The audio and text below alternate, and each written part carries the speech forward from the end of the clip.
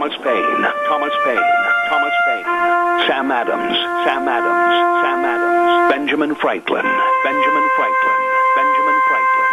These men spoke up for what they thought was right.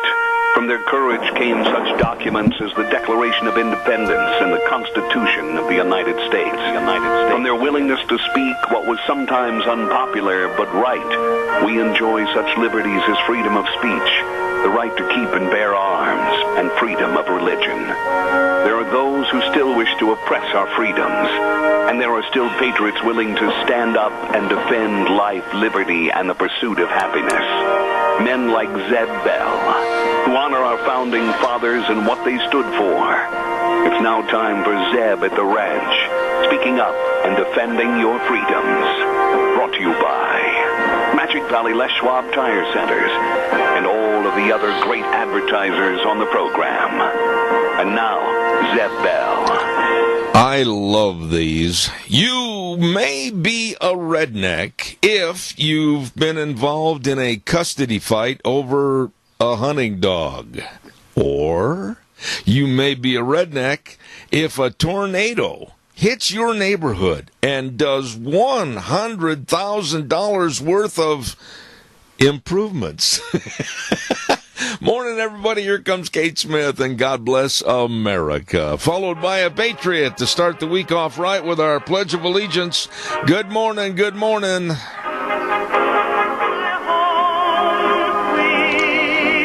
And a good morning to you as we start the last week of June right here on Zeb at the Ranch. I'm Zeb Bell with our major sponsor, your Magic Valley Les Schwab Tire Centers. All 7 locations saying if you're going on a road trip, they've got the best of tires for you. And don't forget, too, some of our great advertisers like Burley Physical Therapy and Rehabilitation at 1263 Bennett Avenue, Suite 2 in Burley, helping you get back to being you. Right now, let's go to the phone line and have our Pledge of Allegiance. Good morning. Good morning, sir. Yes, sir. I pledge allegiance to the flag of the United States of America, to the republic for which it stands, one nation, under God, indivisible, with liberty and justice for all. Doug, in a few moments, I'm going to start an hour-long conversation about Democrats and being rude, and I wished you'd call back. I will. All right, my friend, thank you very much. And right now, let's go to the weather forecast brought to you by K&R Rental at 256 South, 600 west of Hebron. Oh, hello, Roger and the crew. They got there early this morning at 7 a.m. to start serving everybody right there on the Burley-Paul Highway. Absolutely all the best tools and equipment to finish any kind of a construction project. Whatever you're doing and you need tools and equipment, they can help. They will help at K&R Rental. Right there on the Burley-Paul Highway, 678-3122. Right now, here's our weather. Here's a look at your weather as we head on into the final week of June, and it's going to be a warm one for today. Sunny skies. We are expecting a high of 91. Winds out of the east right around 5 miles an hour. Tonight, mostly clear skies with a low of 57. Tomorrow, still going to be sunny, but we're cooling down because the winds are picking up. Out of the west, right around 14 miles an hour. Gusts as high as 22 miles an hour, and we are expecting a high of 81. For tomorrow night, mostly clear skies with a low of 53. Once we get to Wednesday, sunny skies warming up to about 90 degrees, mostly clear for Wednesday night with a low of 57. By Thursday, sunny skies cooling off to 78, mostly sunny and 74 for Friday. That's your weather forecast for Zeb at the Ranch. Gina, thank you very much, and brought to you this morning on this Monday, June 25th, by K&R Rental, 256 South, 600 west of Hebron. The number to call, 678-3122. Caller, I'll be right with you, but stand by just for a moment. I got to take care of some things that have to be addressed quickly, and I want to say a big thank you to Daryl's Cleaners at 1223 Albion Avenue in Burley. Kevin and Cindy and the entire operation, man, they do the best job for you and your clothes, whether it's dry cleaning or even washing your clothes. They can take care of it right there at Daryl's Cleaners. Absolutely. Give them a call or stop in. They're located at 1223 Albion Avenue in Burley. The best, and you'll be amazed. Your clothes are going to look brand new from Daryl's Cleaners in Burley. And real quick also, I want to remind you about our friends over at Ramsey Heating and Electric. There's just no way to say how valuable they have been to the community for almost now 60 years. Wow. All your heating and cooling and electrical needs, everything right there for you at Ramsey Heating and Electric. And I urge you to stop in and see them or give them a call. They're located at 2600 Overland Avenue in Burley. And the number is 678-0459. Open 7:30 to 5 Monday through Friday. Ramsey Heating and Electric. Simply the best. Caller, good morning. You're on the air. Zeb, many women and men make the big talk, but they don't do the walk. And the point is, I am so proud of you and your staff for hiring someone like Damon, commonly known as Wheels, to do this job that he does, and he does it pretty well, considering the handicaps he has. My hat's off to you for doing what is right. Now, Wheels is a good old boy, and I don't look at any person's frailties or imperfections as long as they get the job done. And I can see him bustling up like an old toad over there. He's proud as punch. We're pretty proud of Wheels, and, every now and then we'll crack the whip at him and make him pull the harness a little tighter, but he does a great job. Well, I hope you don't have to get a bigger hat, but I'm proud of you. Well, Keith, that's very nice of you. How you feeling this morning, by the way? How's the old rib cage? Well, the first thing I woke up, I knew it was there. Yeah. All right, my friend. Painful situation, but you just got to live through it. You bet. I've been through it a couple of times, and I'll tell you what, it's annoying. That's the best word for rib injury. They're annoying. Yeah, it's just another opportunity to live in paradise. There you go, buddy. Hey, thank you so much. You and Nancy have a wonderful day. Thank you. You bet. All right, God bless. That was nice of him, and old Wheels over there. We're pretty proud of Wheels. He does a good job, and he's got a nice family, too. We enjoy him. Denny's Restaurant at 611 North Overland in Burley, and also another location at 291 Pole Line Road in Twin Falls. It is America's Diner, and we just have a lot of fun over there with our lunch bunches and everything, but boy, besides that, the tremendous food and the nice service. I mean, those gals over there at Denny's, every time you go in there, just say, hey, you're doing a great job. They'll just smile. Nice people. And don't forget, you can go in there for breakfast, lunch, dinner, anytime, all the time, with all the wonderful menu choices. At Denny's Restaurant, 611 North Overland in Burley, it is so true. America's Diner. And real quick, caller, I'll be right with you. I want to also say a big thank you to our friends over at Pomerel Place. They've got so many things going on over there and all kinds of activities. And I was talking to Holly the other day. They've got a health fair. I believe it's going to be, I don't want to say this wrong, so if I say the dates wrong or something like that, I'll tell you what, Holly, if you're out there listening, give me a jingle on the landline and make sure that I understand about this health fair that's going to be over at Pomerel Place at 1301 Bennett Street in Burley. They've got all kinds of different activities, and they are going to be serving you cash. Your regional is going to be providing blood draws. They're going to have over 30 vendors.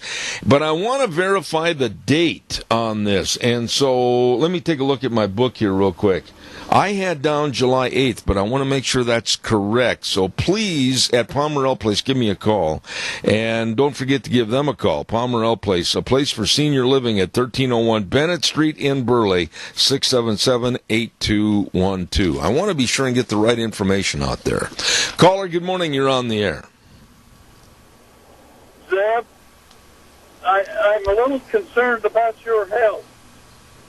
I read that you got really distraught because you couldn't find your salsa. And you've got to be careful with your heart condition there. You're going to explode. You know something, my dear friend? I did find some, and it's going to be delivered tomorrow, and I bought a case of it. I am going to be a happy little camper. Well, then will that last you long enough to keep your heart? I'm worried about your heart, Zeb, when you lose your salsa. Well, I tell you what, Bert, it was a traumatic experience. There's few things in life that I can't live without. One being my lovely wife, and the other being my peach mango salsa. And I finally found it. I was in the doldrums. I didn't think I'd see another bright day, but I found a whole case of it, and I had it shipped to me. Well, okay, I read that they were going to Amazon, no less. Isn't that something? Well, thanks to Deanne, we finally figured out what to do and how to get it done as far as ordering that. But I cannot understand how one of the most popular salsas put out by the Pace Picante people was canceled in this area. And the area food store said that their supplier wasn't carrying it. And I eat that stuff on ice cream and everything. I love it. Well, Zeb, we appreciate you. And thanks for hanging in there. All right, my dear friend. Have a wonderful day. Thank you so much. It will be. Thanks. Okay, thank you. That was my dear friend, former Representative Bert Stevenson.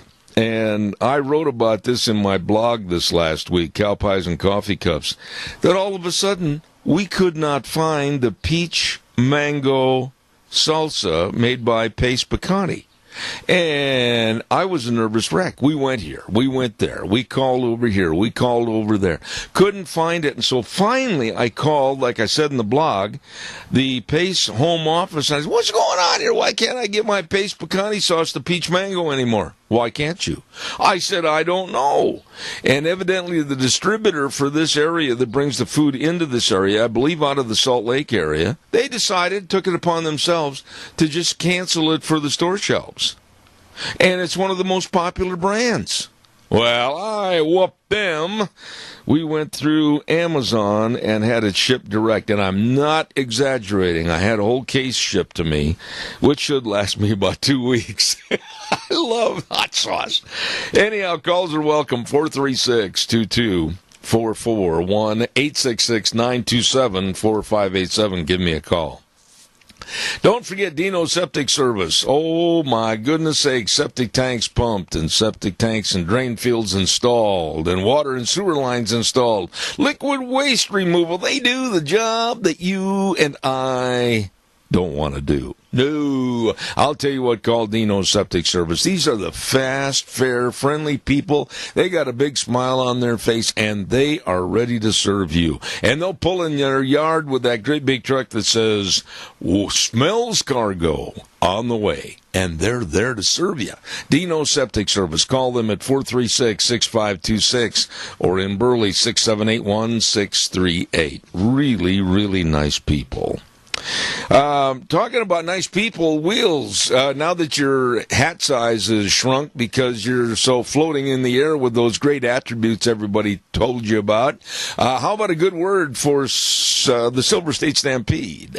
PRCA Rodeo Action thunders into Elko, July 13th, 14th, and 15th at the Elko County Fairgrounds. 3 big days for the 2018 Silver State Stampede. Nevada's oldest rodeo is family entertainment at its finest. This PRCA rodeo brings you the thrill of pro riders going head-to-head in one of the toughest sports in the world. Action kicks off Friday, July 13th with mutton busting, a delicious tri-tip dinner, the Calcutta, Old West bronc riding, PRCA rodeo action, the world-famous Ring of Fear, and dancing to the Jeff Palmer Band. Gates open on Friday and Saturday at 4 with mutton busting starting at 6 and rodeo action starting at 7. And on Sunday, gates open at noon with mutton busting at 1 and the rodeo action starting at 2. Tickets on sale now at the Boot Barn and the Elko Chamber Office. Rodeo action at its finest. With the 2018 Silver State Stampede, July 13th, 14th, and 15th at the Elko County Fairgrounds. For more information, contact SilverStateStampede.com.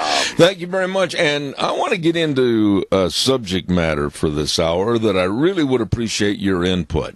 But I want to start by saying this. This morning in our local paper, the Times News, and I'm always criticizing the Times News, but when they do something right or have something I feel is correct in the paper, I give them also accolades. I think I'm fair. And they had a cartoon on the op-ed page this morning that honestly summed up in a very simple cartoon what the left is. And the left right now is in the gutter. Picture this in your mind's eye if you didn't get the Times News this morning and see that cartoon. Pardon me.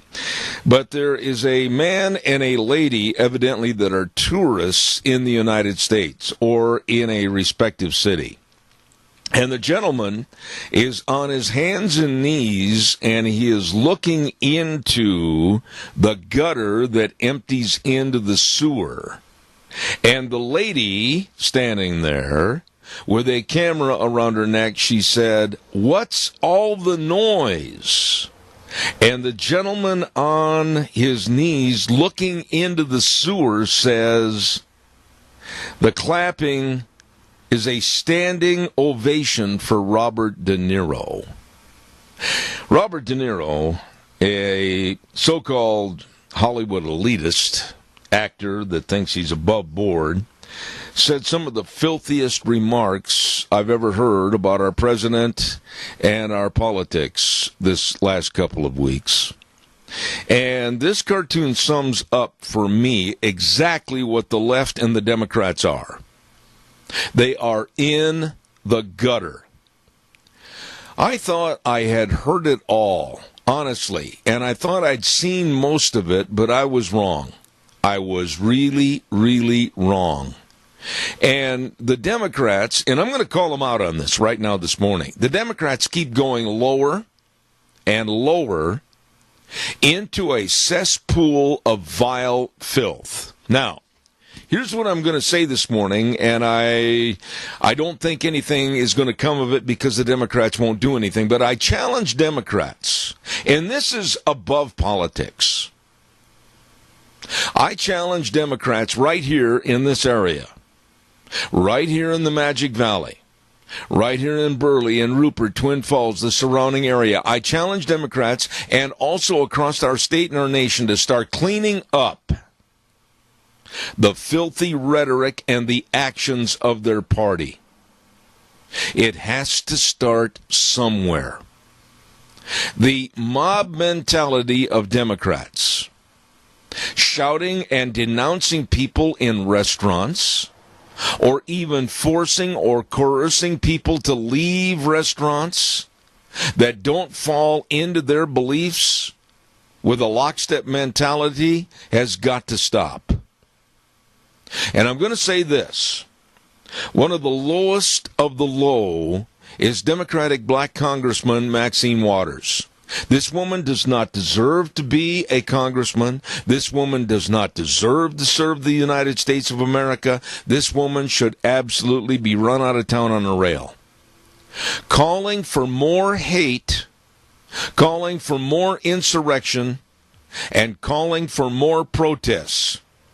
Saying that if you see someone from the right, and this really disturbs me, she said, I saw the video, I listened to the verbiage. She said that if you see someone on the right, go after them, embarrass them, and chastise them till they leave or get out of the way. That is rude, that is sick, and it's perverted. And quite frankly, it's very dangerous.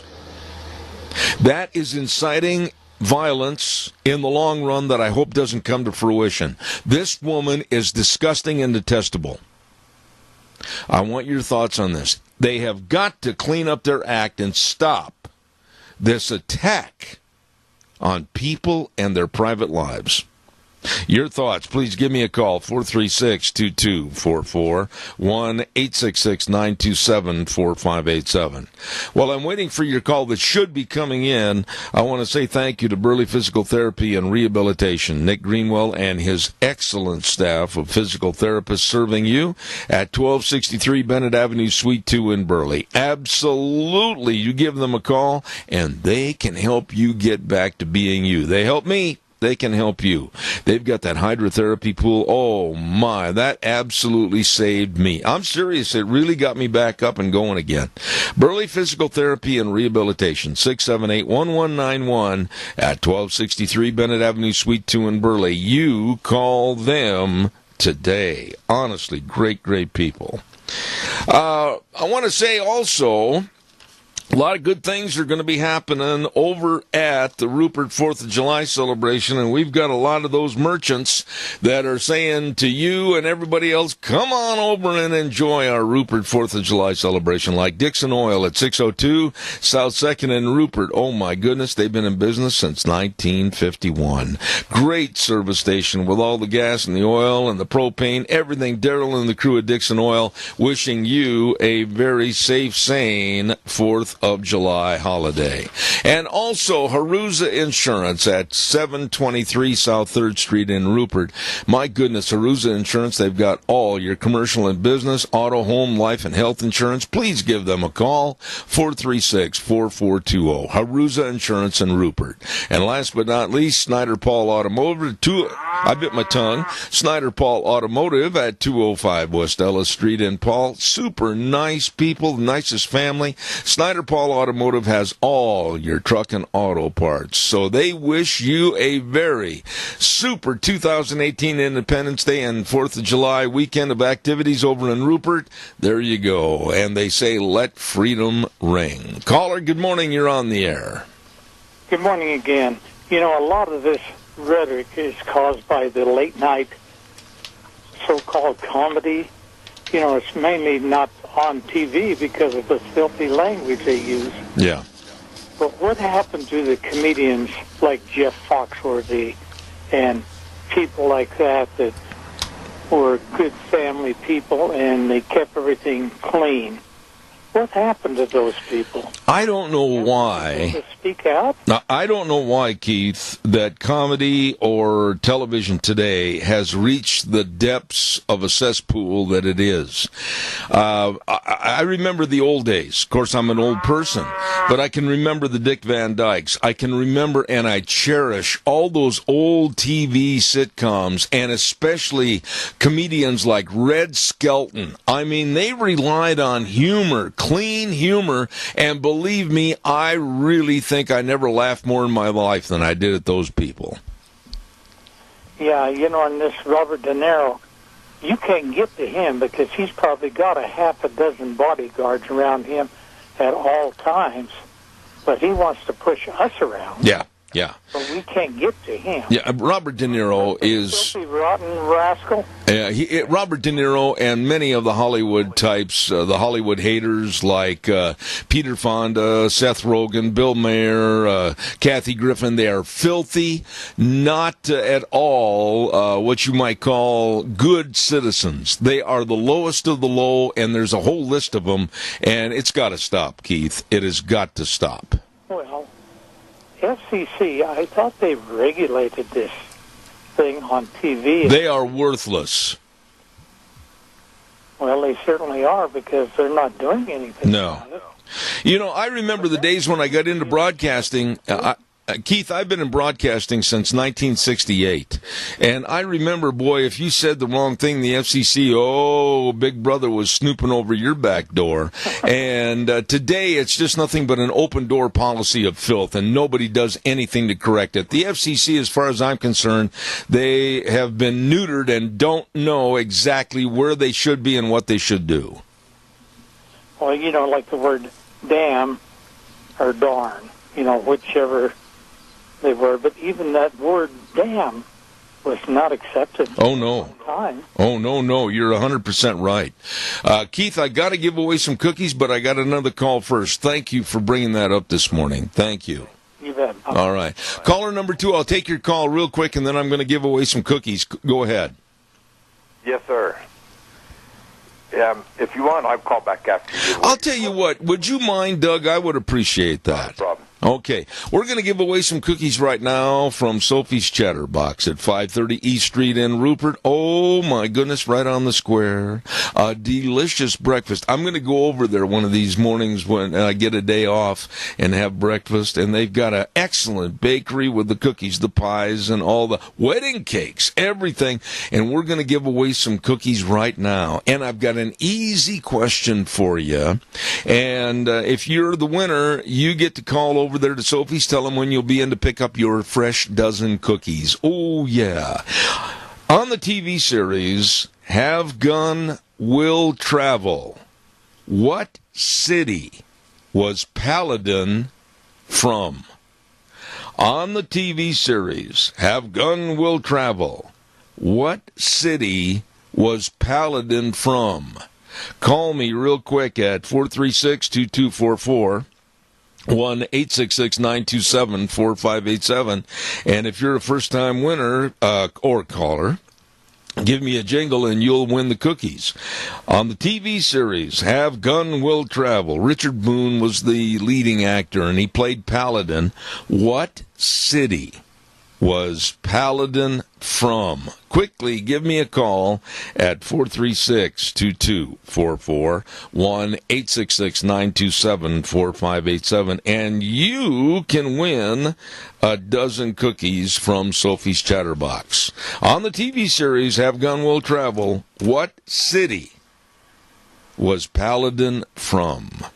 Okay, call me quickly.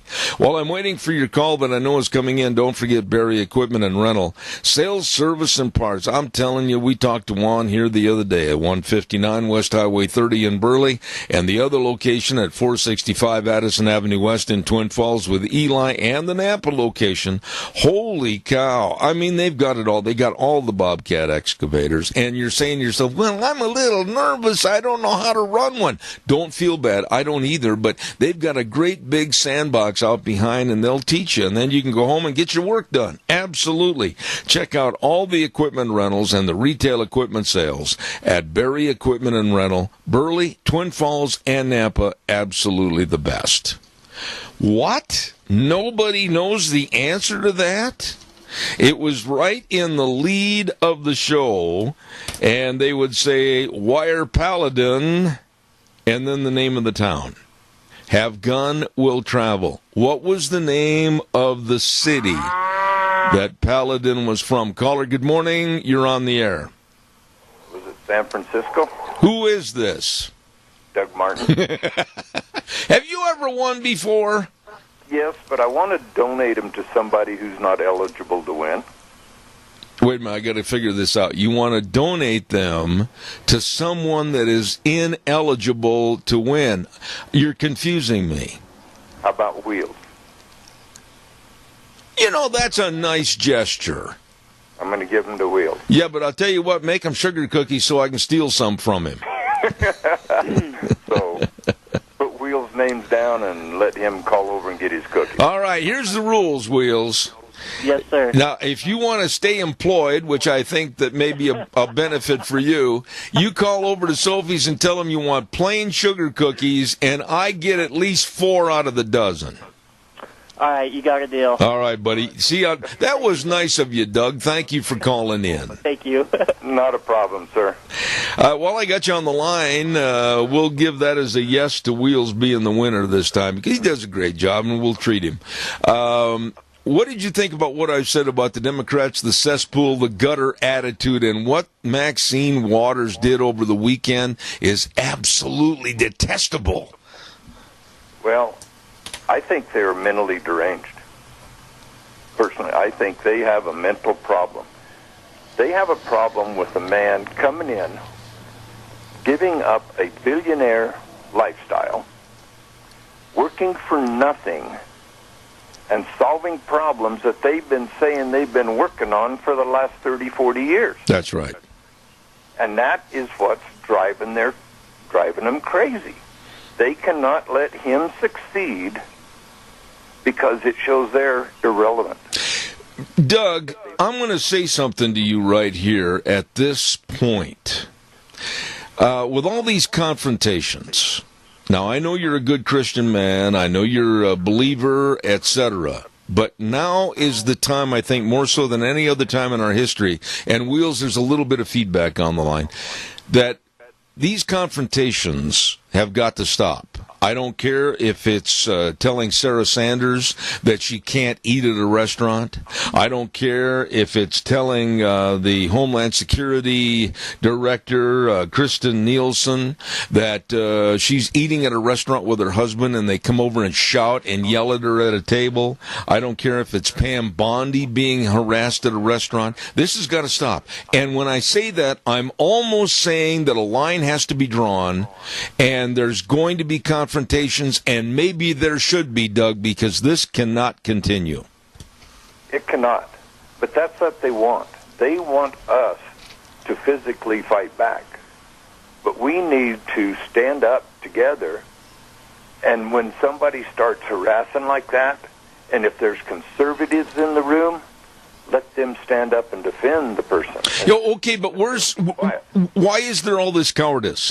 Why is there the cowardice of the restaurant owners? Why is there the cowardice of other people not to stand up and say enough is enough? And when Pam Bondi was spit on by a couple of these filthy mouth protesters, nobody came to her assistance. Nobody did anything. Doug, I'm telling you that right now our society is, they got their boot heels on the edge of the Grand Canyon, and all it's going to take is a little breeze and they're going to fall into the abyss. We are in big trouble right now because we've lost our civility in this country. Yes, we are. It's a scary thought, the path that we're going down. I mean, it's a scary path, but there's going to be a revolution. I mean, if these people keep pushing, pretty quick they're going to poke a sleeping dog, and that dog's going to wake up and bite somebody. Where is the dog, though? Because I'm saying this. You can't go up and spit on somebody. You can't go up and harass somebody when they're eating a nice meal. You can't have a certain person that you don't like politically thrown out of a restaurant. You talk about discrimination lawsuits that ought to be filed. There's one right there.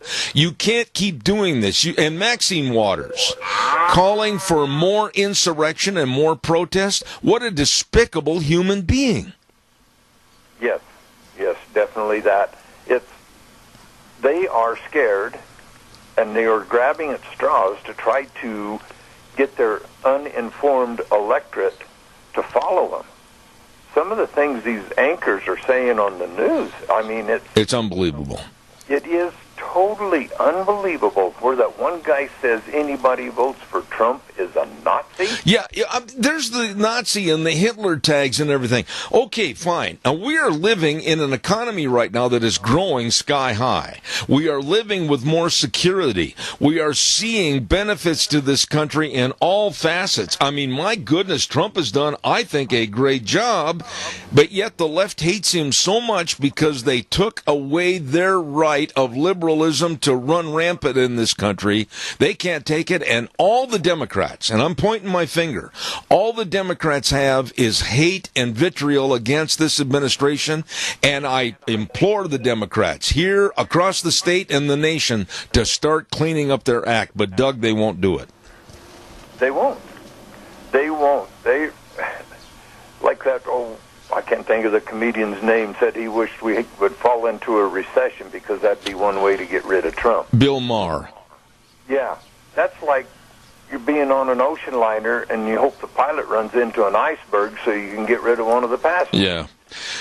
I've got another call waiting, Doug, but I'm just so upset this morning about the confrontations that are being made against people that are behaving themselves, that are out in the public eye. They're maybe having a restaurant with their family, a gathering, and they shouldn't be treated like this. No one should.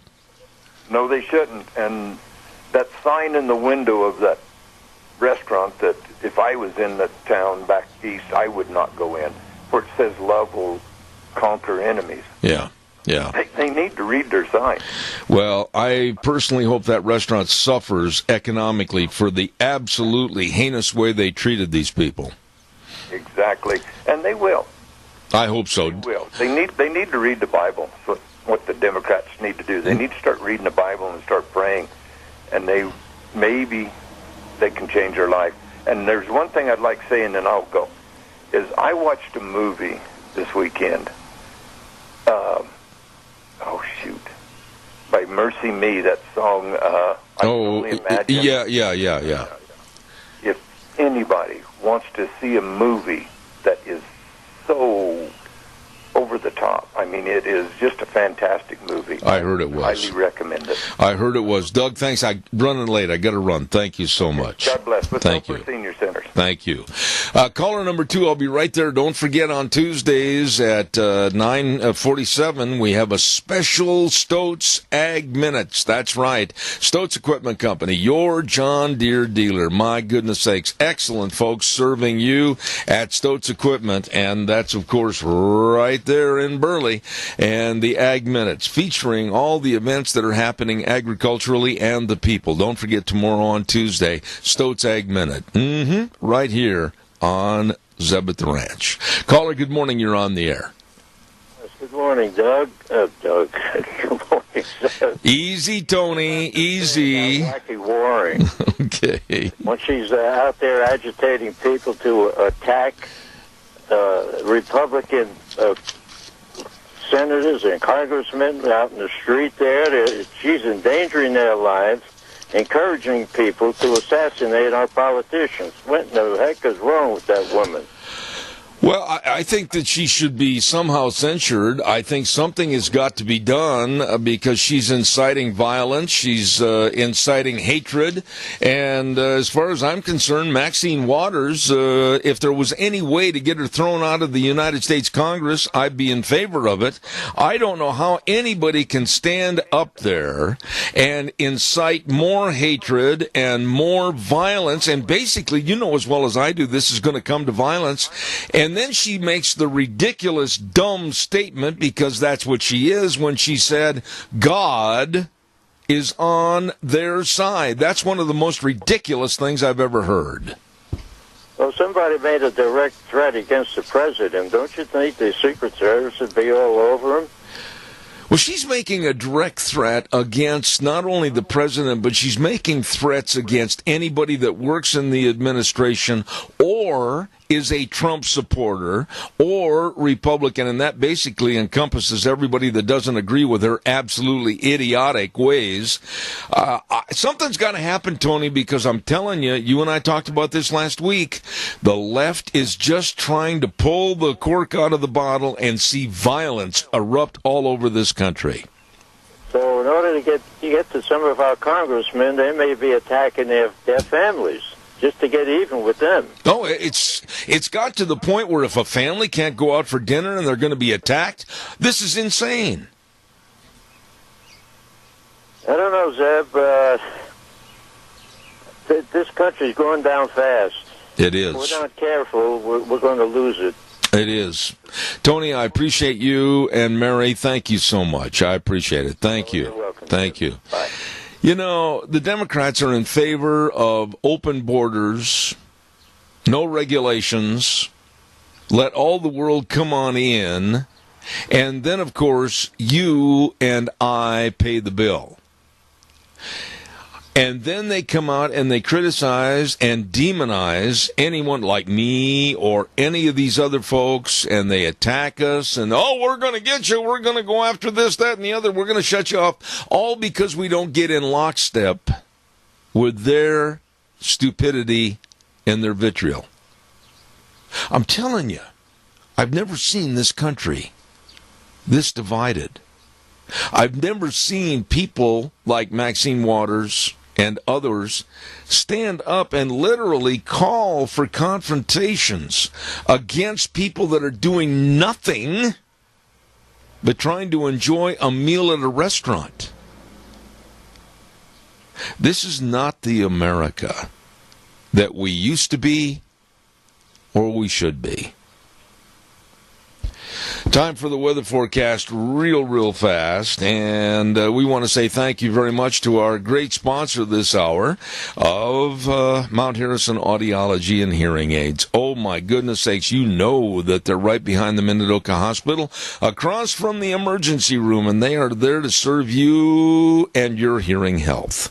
I urge you to get a hold of them today, and with their new testing abilities, they can help diagnose one of the common causes of vertigo, too. So please get a hold of them today. Make an appointment at 312-0957. Mount Harrison Audiology and Hearing Aids. Right now, here's Gina with the weather. Here's a look at your weather as we head on into the final week of June, and it's going to be a warm one for today. Sunny skies. We are expecting a high of 91. Winds out of the east right around 5 miles an hour. Tonight, mostly clear skies with a low of 57. Tomorrow, still going to be sunny, but we're cooling down because the winds are picking up. Out of the west, right around 14 miles an hour. Gusts as high as 22 miles an hour, and we are expecting a high of 81. For tomorrow night, mostly clear skies with a low of 53. Once we get to Wednesday, sunny skies warming up to about 90 degrees, mostly clear for Wednesday night with a low of 57. By Thursday, sunny skies cooling off to 78 and mostly sunny and 74 for Friday. That's your weather forecast for Zeb at the Ranch. You can trust your hearing health to Dr. Pickup and Dr. Mitchell over at Mount Harrison Audiology and Hearing Aids. Absolutely they can, and they will help you. Call for an appointment today at 312-0957. You know, what are we teaching our kids? What are we teaching our younger generation? Oh, well, if you didn't get your way, why don't you go out and curse? Why don't you go out and hate? Why don't you go out and protest? Why don't you go out and demonize other people? Why don't you be really rude? That's what we're teaching our kids, thanks to the Democrats in this party that absolutely have one foot in the gutter. Some people won't like that, and they'll be highly offended. But it's the truth. We are teaching our kids like Maxine Waters. This woman in front of a bunch of kids, maybe a class or somebody, maybe 4th, 5th, 6th graders, whatever, might have heard her stand up and just yell and scream and demand more hate and more insurrection and more protests. Oh, that's a great way to teach our younger generation. Maxine Waters is disgusting. Maxine Waters is rude, and Maxine Waters is not very bright. But she's just one of that ilk that wants more confrontation, wants more of the dividing and fragmentation of America. We got to stop this. We have got to stop this. I'm not going to give up on America because I still think there's a lot of good people, but we've all got to stand up and say enough is enough. And I will say this, and I know I'm going to take a lot of heat about this, but maybe there has to be confrontation. Maybe eventually, sooner than later, maybe there has to be a poke in the nose to the left that absolutely is bullying, berating, and hating because they didn't get their way. They didn't get their person in leadership or persons. And so their whole platform is nothing more than hate and more hate. This got to stop. And maybe there has to be a confrontation. Calls welcome, 436-2244, 1-866-927-4587. Boy, I'll tell you what, they've got a great lineup of fun things starting this weekend for the great big 4th of July festivities in Rupert with the theme, America, Let's Celebrate. And Saturday morning, this coming Saturday morning at 6 o'clock on the square up there in Rupert, they're going to have, yes, I'm correct when I say this. I was corrected last week and somebody said, you said Christmas lighting breakfast. Well, it is. That's right. And it's going to be on the square starting at 6 o'clock this next Saturday, going till 10. Don't you miss it. It's going to be a lot of fun. And they're going to have all kinds of great entertainment right there on the square, patriotic programs. They're going to have horse races. They're going to have mutton busting. They're going to have a Firecracker 500 lawnmower race. All kinds of fun things connected with the Rupert 4th of July festivities for 2018. Don't you miss it. All right, give me a call, 436-2244, 1-866-927-4587. Do you want to live under administrations of liberals and absolute appeasers and sympathizers like what the Democratic Party is espousing? They support no borders. Anybody can come in here. Oh, come on in from the north. Come on in from the south. Everybody, you come on in. Higher taxes. Unbelievable crime. Look what's going on in Chicago and other major cities. Run by liberal mayors. Caller, good morning. You're on the air. You know, I'm fed up with this baloney of we're getting blasted all the time for separating children from their parents. You know, that's been going on since the Revolutionary War. We send our soldiers to battle. Our parents, we leave our kids behind. We leave our wives behind, or our husbands, depending on what sex we are. And there are only two sexes. You go to jail if you're a felon. That means if you murder somebody or commit a robbery or do something you're not supposed to be doing, you're going to leave your kids and your family behind. That's right. And this goes on all the time, and there should be no special treatment for one race. All races are equal. And if you come into this country illegally, you're a felon. You've committed a crime. You're going to lose your family. It's just going to happen. It's the way it works. It's the way life is. Until you can figure out a way that our soldiers don't lose their family, or their family don't lose a soldier ever, or a criminal don't lose their family, this problem's never going to be solved. And I think it's just plumb ridiculous what the Democrats are doing by trying to say we've got to keep the families together. There's places you don't want your family. I don't want my family in with a bunch of pedophiles. People who do harm to them. Or people that are dangerous. And then jail is a place where if people are dangerous. Jerry, or it's the same way. Yeah, Jerry, I'm just telling you that what you said makes a lot of sense and sensibility that the Democrats don't have, but they're going to play upon the heartstrings of anybody to try to regain power and put back their socialistic activities and their thoughts. I appreciate your call. I got another one coming in, but I want to wish you a very happy Independence Day week next week. Celebrate the 4th of July. Jerry, I appreciate you as a friend. Thank you so much. You bet. May the Lord bless you and all your people, and I will be on the Rupert Square. All right, my friend. God bless you, man. Caller number 2, quickly. I've got about 2 minutes left. And that was quick. I got the dial tone.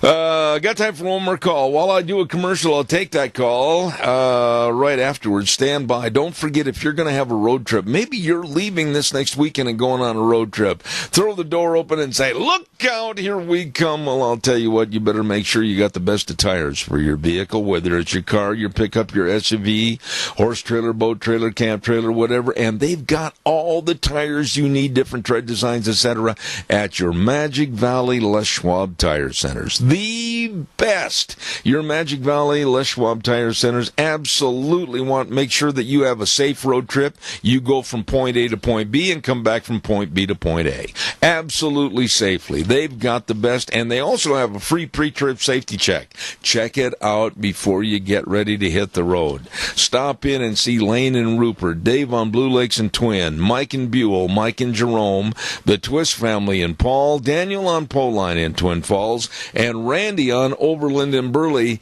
The best. Your Magic Valley Les Schwab Tire Centers.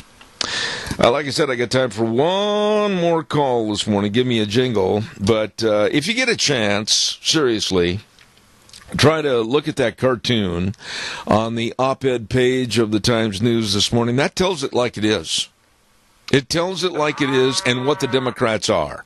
They are living in the gutter right now. Caller, good morning. You're on the air. 1 minute. Talk to me, caller.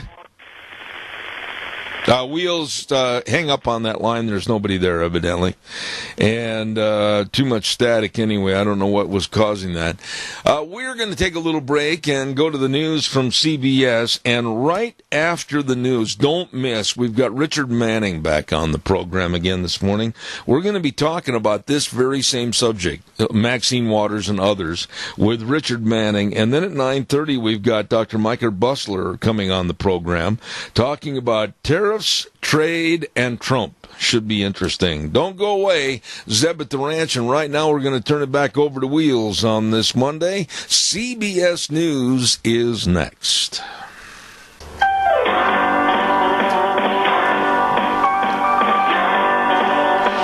Oh, good morning, and welcome back. Beautiful day outside this last Monday of the month of June, 25. And good morning to you and your family. Zeb at the Ranch, I'm Zeb Bell, brought to you by our major sponsor, your Magic Valley Les Schwab Tire Centers, all 7 locations serving you. Stop in and see them today, along with some of our great advertisers like Burley Physical Therapy and Rehabilitation at 1263 Bennett Avenue, Suite 2 in Burley, helping you get back to being you.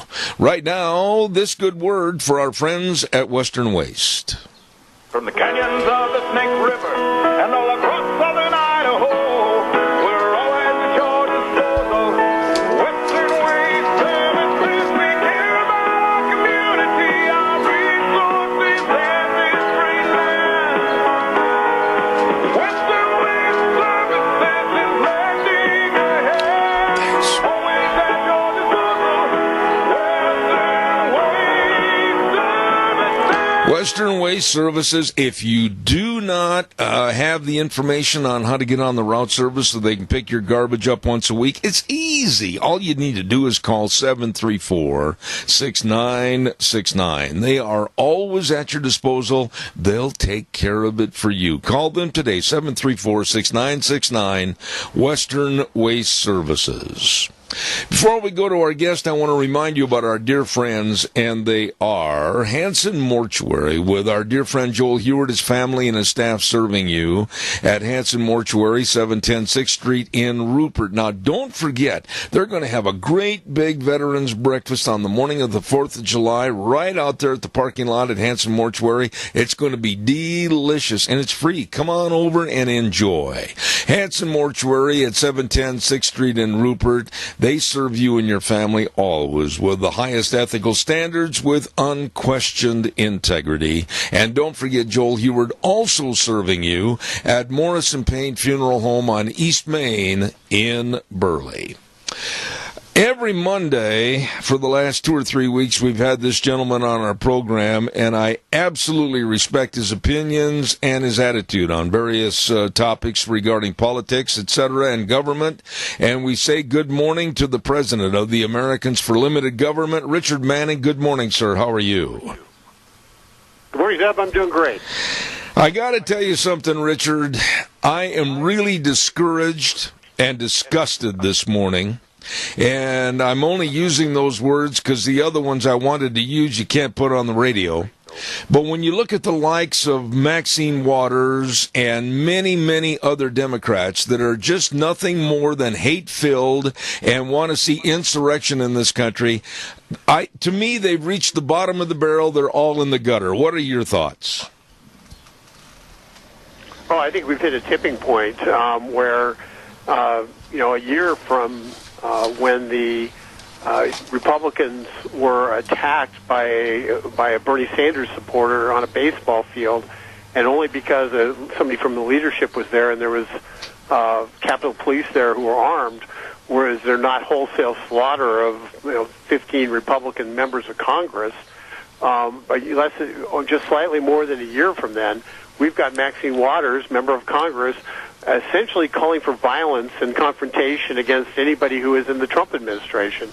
It is as irresponsible as anything I've ever seen, and the fact is, it is something that we're seeing now as the norm. Pam Biondi down in the Attorney General of Florida was spit on at a theater event she went to as a private, just going to the theater. We have this Sarah Sanders apparently not being able to go out to eat. We have the DHS, Department of Homeland Security Secretary Kirsten. I can't remember her last name. Anyway, she was harassed out of a Mexican restaurant by a bunch of people, one of whom turned out to be a Department of Justice employee. Right. We have a something going on right now that changes everything in relationship to the ability for us to work together. And I think some people are beginning to see that the left's gone too far. David Axelrod, hardly shrinking violet, being a veteran of Chicago politics, and Obama's kind of the architect of Obama's victory, has said that this is nuts and it shouldn't happen. But we are now in a position where it was, Zeb, I'm going to go back about 2 years now. Remember when the Trump supporters were being bloodied trying to go to Trump rallies? Absolutely. And the left sat there silently and said, "Oh well, they're all fascists, and so they deserve it." Well, this is the next logical step, and that is, if you come to the conclusion that people who supported Trump are in fact evil, then it's easy to justify a campaigns not just of essentially ostracization, which is another thing that's happening, but also to outright disrupt and get in and to do bad things to them. I mean, they went after Ajit Pai's kids when he was under attack for supposedly giving money to violating campaign laws. Right. They've gone after, Ajit Pai, I'm sorry. Ajit Pai was the FCC chairman who ended net neutrality. They went after his 4-year-old children. So you've got a whole series of actions now which has completely changed the playing field in terms of the ability to really a transition of power to occur, because the Obama people never gave up power, and they will not give up power. And and as long as we keep pretending that these guys are going to eventually figure out that they lost, they're going to continue to behave badly, and it's really, really difficult. Yeah, but it's really, really difficult right now, and particularly in Washington D.C.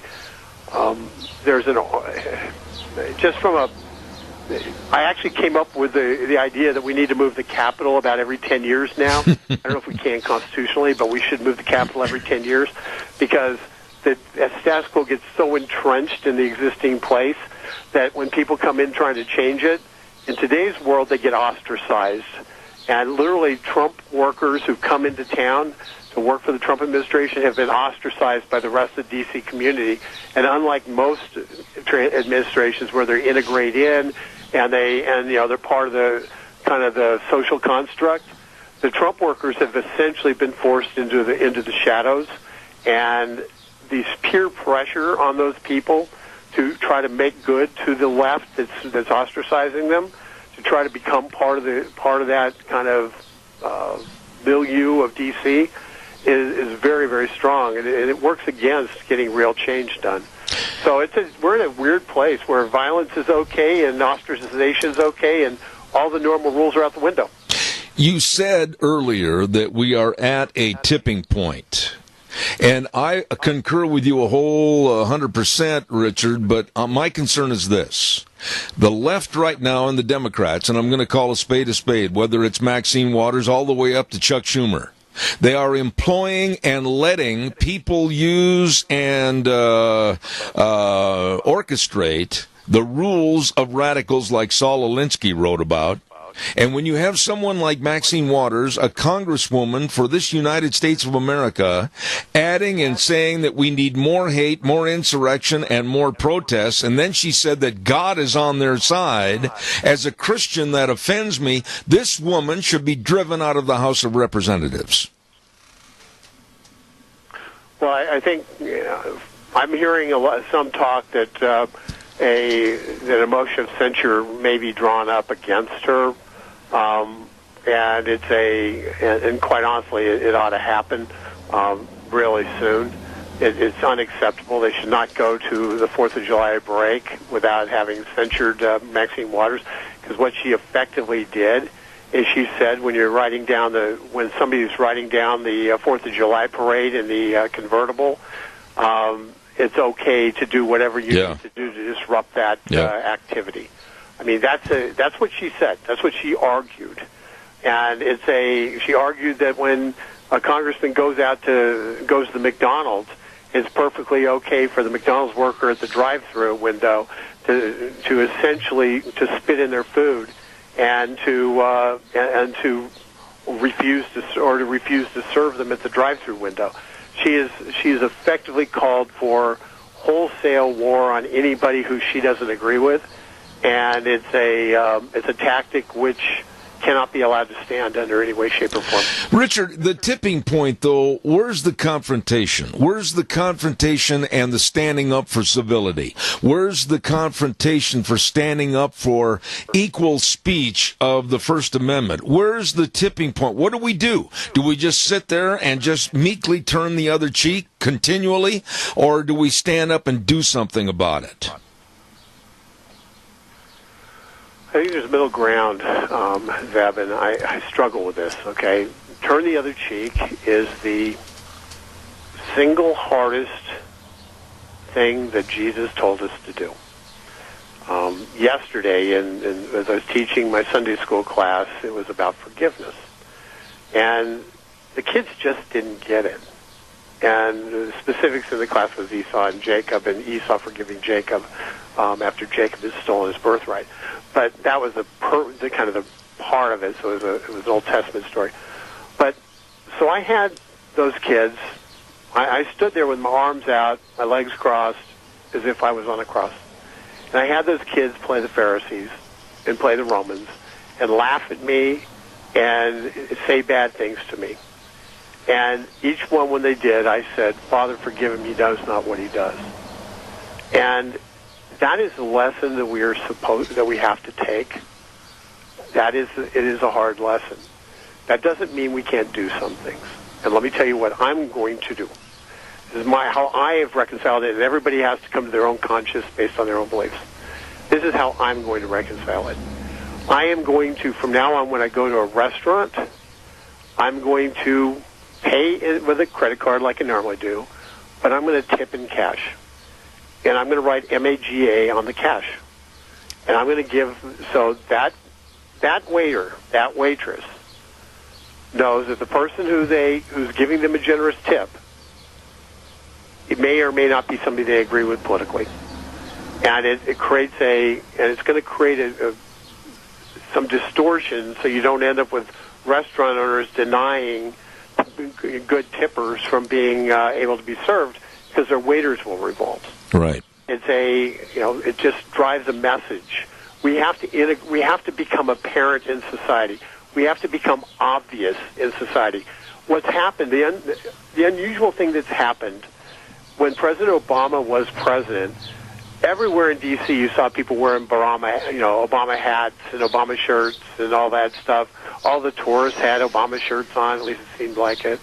And you go into D.C. now and you see very few tourists coming to D.C. with MAGA hats or with Trump paraphernalia on, because we've been cowed into saying, well, I supported Trump, but I'm not going to say anything.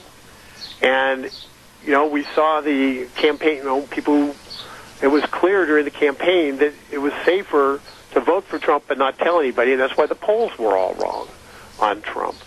So now we have a different situation. Now we have to come out of the closet. We have to come out of the closet hard, and we have to be demonstrate who we are and where we are, and not allow these crazies to marginalize us. But not by striking back, but by being obvious, by being apparent, by being proud Americans, by not being afraid to put an American flag out in front of our houses, by talking to our neighbors, by being pro-Trump, by being pro-America. We can't allow these leftists to assume the mantle of that they're the Americans here and we somehow are the outcasts, the anomalies. We're America, and they are the anomalies. We can no longer allow them that luxury, because if we allow them that luxury, they will in fact feel emboldened to go and attack individuals who stand out. So the best way to do this is for us to be bold and proud, and not be afraid to demonstrate that we are pro-Trump supporters. And I get no cut on MAGA hats. Wish I did. But if I were doing one thing for 4th of July, I'd buy a MAGA hat if I don't have one, and I'd wear it in the 4th of July parade. I'd wear it over this upcoming couple of weeks to demonstrate that people who support Donald Trump are from all walks of life and are from our neighbors, and it's not and it isn't the Chicago, New York, Hollywood, San Francisco, D.C. radicals that are prevalent throughout the country, but instead it's people like you and me. And so that's what I'd encourage people to do. That was extremely well stated. Extremely well stated. Richard, you mentioned the kids, and I want to elaborate a little bit on that. This absolute diatribe by Maxine Waters of not getting their way and preaching for more hate and more insurrection and protests. What about the kids? What are we teaching our kids today? If you don't get your way, just go out and curse at people, hate people, protest, more rudeness. What about the kids? Well, what we're seeing, first of all,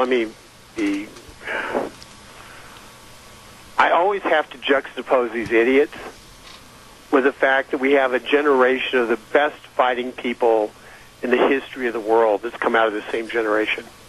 Okay, so every time I look at one of these idiots, I think about their counterpart who's sitting in 100-degree heat, 120-degree heat in a desert somewhere, who is standing up for, hopefully standing up for freedom, depending on where we've got him, who put him there. But it's enduring beyond what humans can normally think that we can endure, because that's what they're supposed to be doing for America, and that's what America has told them that we need them to do for us.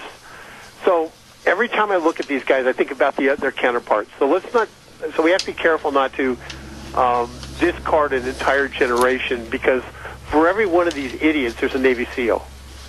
So let's just be clear. We're not dealing in terms of that. Just because we're not seeing the Navy SEALs, and we are seeing these idiots on TV, let's just be clear. These idiots are not the norm.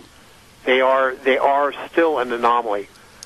But they can't be allowed, like cockroaches, they can't be allowed to breed. I don't mean stopping them from breeding literally here for listeners. So we have and the way to deal with that is to create a counterbalance.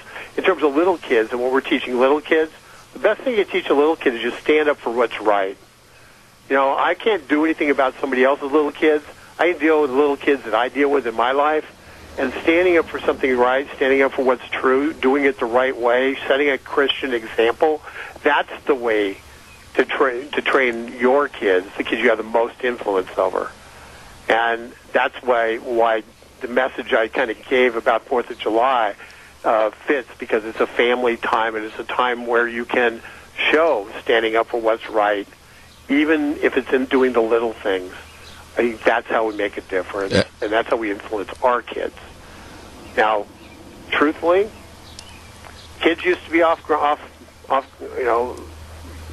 limits. You weren't allowed to do this stuff, and yet we've got Barron Trump, Peter Fonda, threatening Barron, urging people to rip Barron Trump from Melania's arms and put him in a cage with pedophiles. okay? And yet Sony Pictures thought it was okay to release Peter Fonda's film in spite of that. That's a problem. And we have, as a people, we have to isolate and ostracize the Peter Fondas of the world so that they don't do stupid stuff like that again and nobody dares do it. But that's American, that's the marketplace. We have to isolate them in the marketplace and make it so they can't thrive. If we don't make it so they can't thrive, they lose. The Roseanne show that they're going to reboot without Roseanne, don't watch it. You're right. Simple. Right. Don't watch it. I want to say... make it fail. Make them invest a lot of money and then have it fail. Absolutely. That's how we win. We use market forces to our advantage. They've used it to their advantage. It's time for us to start using market forces for our advantage. Amen. Not only is he the president of Americans for Limited Government, but I'll bet he's a really good Sunday school teacher, too. We've got one quick call. I've only got 1 minute left. Caller, real fast. Don't elaborate. Just go real fast to the point. Well, quickly, speaking of idiots, I spent the weekend in Bend, Oregon, the bohemian lifestyle strong point, and there was a lady on the corner. She had a sign that said, closed prisons, open borders, and I says, that'll work until they move into your neighborhood. And she was dumbfounded and took her sign and left. I'll hang up. Okay. Richard, respond to the caller, please. I think it's absolutely appropriate. Somebody enters in stupid political discourse. There's nothing wrong with engaging them and pointing out the fallacy of their ways. Do so in a respectful way, though. I tell you what, I really enjoy Mondays, 30 minutes with you, Richard Manning, president of Americans for Limited Government. God bless you, man. Thank you so much for being on the program. Have a wonderful week. Thank you, Zeb. You too. All right. Take care. I look forward to this time with Richard Manning. He's a real straight shooter, and we'll have him on again next Monday. Thank you very much. Right now, Wheels, if we could please have this good word for the Silver State Stampede. PRCA Rodeo Action thunders into Elko, July 13th, 14th, and 15th at the Elko County Fairgrounds. 3 big days for the 2018 Silver State Stampede. Nevada's oldest rodeo is family entertainment at its finest. This PRCA rodeo brings you the thrill of pro riders going head-to-head in one of the toughest sports in the world. Action kicks off Friday, July 13th with mutton busting, a delicious tri-tip dinner, the Calcutta, Old West bronc riding, PRCA rodeo action, the world-famous Ring of Fear, and dancing to the Jeff Palmer Band. Gates open on Friday and Saturday at 4 with mutton busting starting at 6 and rodeo action starting at 7. And on Sunday, gates open at noon with mutton busting at 1 and the rodeo action starting at 2. Tickets on sale now at the Boot Barn and the Elko Chamber Office. Rodeo action at its finest. With the 2018 Silver State Stampede, July 13th, 14th, and 15th at the Elko County Fairgrounds. For more information, contact silverstatestampede.com. Absolutely. Thank you very much. And don't forget to our friends at Ark Animal Hospital at 750 21st Street in their Connection Credit Union in Hayburn. Oh, my goodness, they want to take care of your dogs, kitty cats, roping steers, horses. They're a mixed animal practice, meaning big or small, they take care of and love them all. Don't forget Dr. Bill, Dr. Jordan, and the whole crew over there serving you. And by the way, with all the thunder and the lightning from the thunderstorms, and then, of course, the 4th of July coming up next week with the fireworks, you'd better make sure your pets aren't going to run away when they're scared. Make sure that they've got identification on them. They've got all that identification needs over at Ark Animal Hospital. Once again, 750 21st Street in Hayburn. Number to call, 678-1177, and they do have the warm hearts for the cold noses. Don't forget on Thursdays, I love this segment that we have on Thursdays with Sportsman's Warehouse. Thank you, Reese and the whole crew. The fishing expert at Sportsman's Warehouse, Josh, is out fishing someplace, and last week he was up at Brownlee Reservoir and telling us how to catch crappies and everything else. Josh and Sportsman's Warehouse with the old fishing hole. That's on at 10:30 on Thursdays, brought to you by Sportsman's Warehouse, 1940 Bridgeview Boulevard in Twin Falls. Everything for the sportsman and the outdoor enthusiast at Sportsman's Warehouse in Twin Falls. Really, really good people. In just a moment, we're going to have our next guest on, but I want to remind you, too, about our friends over at Lee's Furniture, Floors, and More. My, Jeff and the crew. I think Jeff's going to be on the radio with us in a couple of days, as a matter of fact, telling us about all the great furniture, all the reclining sofas and the love seats, and all the carpet. Anything and everything for you to beautify and make more comfortable your home. They have all the good ideas as to how they can help you. They got super good, smart people over there that can help you with all the interior decorating and the upgrading. My goodness, you better stop in today at Lee's Furniture, Floors, and More. 459 Overland and Burley. Wonderful people serving you. Also, real quick, tomorrow on Tuesdays, don't forget we've got Vicky's Country Garden at 9:30. Oh, my goodness sakes, all the gardening tips, all the exterior designing tips for your home and your property, all of this with the lovely Miss Vicky at Vicky's Country Garden, 185 South, 600 West of Paul. The number to call, 438-5663. Don't forget to tune in tomorrow for Vicky's Country Garden. Right now, we're going to go to the phone line, and we have with us a gentleman that is an economic and trade expert, and he's going to try to straighten me all out, I'm sure, and a public policy analyst. Let's say good morning, and I hope I say the name right, to Dr. Michael Busler. Good morning, Michael. How are you? Good morning, Zeb. It's a pleasure to be here, and you said the name perfectly. You know what? I got to be honest with you, Michael. I was toying between saying Busler or Bustler, and Bustler hit the mark, so I'm glad I said it right. Yes, you did. You know, there's so much being said right now by the left, the Democrats, and there's so many people that are worried that Donald Trump and his administration are going to throw us into, if you'll pardon the expression, tariff hell and trade hell from around the world. Between tariffs and trade and Trump, what are your thoughts? Well, so here's the thing. First of all, you have to understand President Trump is not a politician. He's a business person.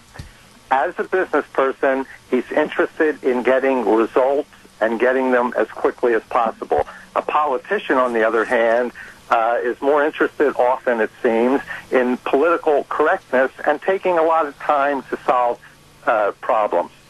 With regard to free trade, President Trump is in favor of free trade as long as it's fair and reciprocal.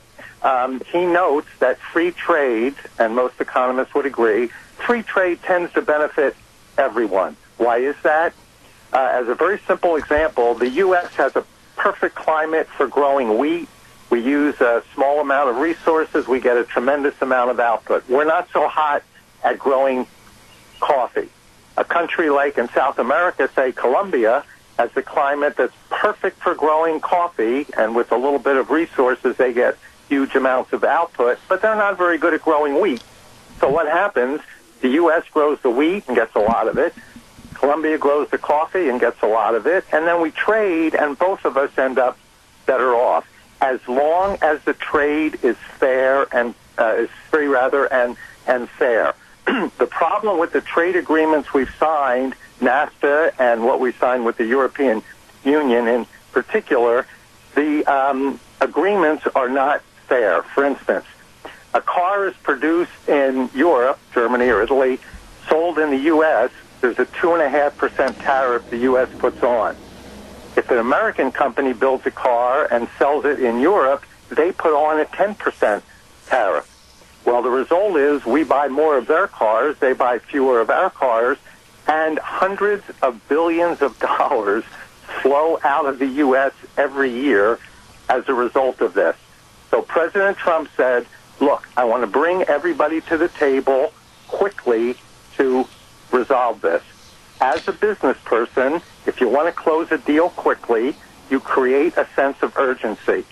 And although Trump favors free and fair trade, and he would rather have no tariffs at all, he wants to bring people to the table quickly to try to resolve this. So he says, I'm putting on very large tariffs.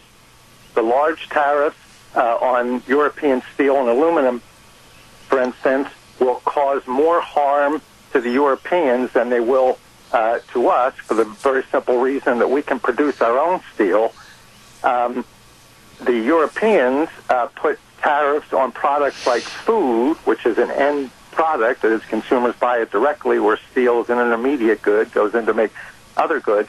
So the tariffs on steel translate into higher prices for European citizens for food, which is going to be a problem. And secondly, Europe doesn't have the capacity to be able to produce food as efficiently as we can. So although Trump doesn't want these tariffs, he wants to bring people to the table quickly, and he's using these tariffs in order to do that. Another example, we know what happened at the G7. Prime Minister Trudeau talked with Trump. They thought they had an agreement. Then Trudeau left, and some producers in Canada, like the dairy farmers, said, hey, look, if you go to reciprocal free fair trade, we're going to end up losing because we can't produce dairy products nearly as efficiently as the Americans can. And in fact, we have tariffs of up to 300% to make sure that the Canadian dairy farmers stay in business. So what Trump said is, we've got to have free trade, but it has to be fair. The way NAFTA was negotiated, it's like we're playing a baseball game, and the U.S. gets 3 outs per inning. We feel a little badly for Canada and Mexico because we're much stronger, so we say, hey, you know what, we'll give you 4 outs per inning. Well, after a few years, the U.S. starts noticing we're losing every ball game. Right.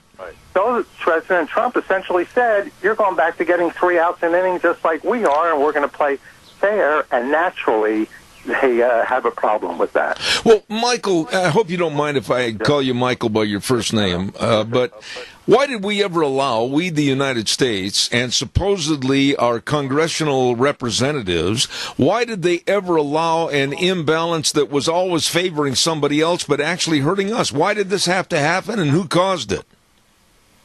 That's a great question. I'm not sure why it happened, only that I can figure that the leaders, when they made these deals, thought that, look, the U.S. is very strong, we have a powerful economy, and we really want to try to help the Canadians and help the Mexicans grow their economies. So it looks like the priority was more, they wanted free trade, but the priority seemed to be to let's help the other guy because the U.S. can afford to do that. And maybe they could in the beginning, but now Mexico and Canada, I mean, it's 24, 25 years after NAFTA has been signed. Now those countries have very strong economies, and they should play by the same rules that the U.S. plays by, and things would be fair. How this ever happened in the beginning, I'm just assuming that the negotiators for the U.S. side sort of felt, well, we have to help the other guy, and we don't have to put America first. Wow. You know, Michael, we've got a caller with a question, and caller, go ahead, please. You're on the air. Morning, Zeb. Curious about the tariffs put on the aluminum and steel in particular. Is that going to help our economy even more because we have all these people recycling? That'll induce recycling in the area to produce more, generate more money for individuals around. I'll get off the air and listen. Thank you. All right, thank you. Michael, would you respond to the caller, please? Yeah, Jeb, I'm sorry, I didn't hear the complete thing. Could you just repeat it? I hear your He voice just very said nicely. when it comes to the tariffs on steel and the recycling programs that we have in this country, is that going to benefit America? To put the tariffs on. Well, the answer is yes and no. The tariffs were put on China particularly, and eventually spread a little bit, but primarily for China because they don't play fair either. So the Chinese government subsidizes some of their industries to keep the costs down, and worse yet, they manipulate their currency. Virtually every other country in the world, currencies float, and whatever the exchange rate is, based on the number of factors, it turns out to be. China, on the other hand, keeps it so their currency is very inexpensive compared to the American dollar, and our currency becomes more expensive. That makes their products much cheaper here, and it puts our steel companies and our aluminum producers at a distinct disadvantage. You may remember during the 2012 campaign, Mitt Romney said, one thing that I want to do if I get elected, which of course he wasn't, but if I get elected, I want to confront China about this currency manipulation. Right. President Obama even admitted that that was a problem, but then never did anything about it. President Trump wants to solve the problem quickly instead of having all this money drain out. So by putting on the tariffs, the American consumer, if the tariffs hold, and I don't think they're going to hold very long because I think Trump will be successful at bringing China to the table, and within the next few months, I think something will be negotiated that resolves some of this trade war. But in the meantime, President Trump said, look, I'm going to put a tariff on. I recognize that steel is an intermediate good, which means it's a product used to make other goods. So if I put a 25% tariff on steel and, a car has 10% steel in it, it's only going to affect the price of a car a couple of percent. Meanwhile, because Chinese steel is now more expensive, American steel companies can now start producing and earning a profit. So the consumer ends up taking a hit a little bit. The steel industry will end up doing exceptionally well. So the answer is there are some people that are going to take a hit, but the steel industry should do well. Let me ask you this, Michael. You may or may not know that I'm extremely proud of our agriculture programs. I live in a heavy agricultural area. I've been involved in agriculture all my life. And I've always maintained that a country that cannot feed itself is a country that will become subservient to other countries. I want to see our agricultural programs and our farmers and ranchers stay very strong, the strongest in the world. Will they be hurt with these tariffs and these trade wars? If the tariffs stay on, and again, I don't believe they will, it will negatively impact them because it is going to raise prices. However, because it's a product on food where Europeans have to eat every day and they can't produce their own food products that the U.S. produces, even if it's a short-term negative impact on the agricultural industry, by forcing our trade partners to the table to come up with free and fair agreements, it will end up helping the agricultural industry. For instance, I mentioned the dairy farmers. They produce milk very efficiently and dairy products. They can't sell it in Canada because Canada puts a nearly 300% tariff on dairy products. There's a market open for them, or should be open for them, in Canada that's not open as a result of this. So Trump wants to fix this.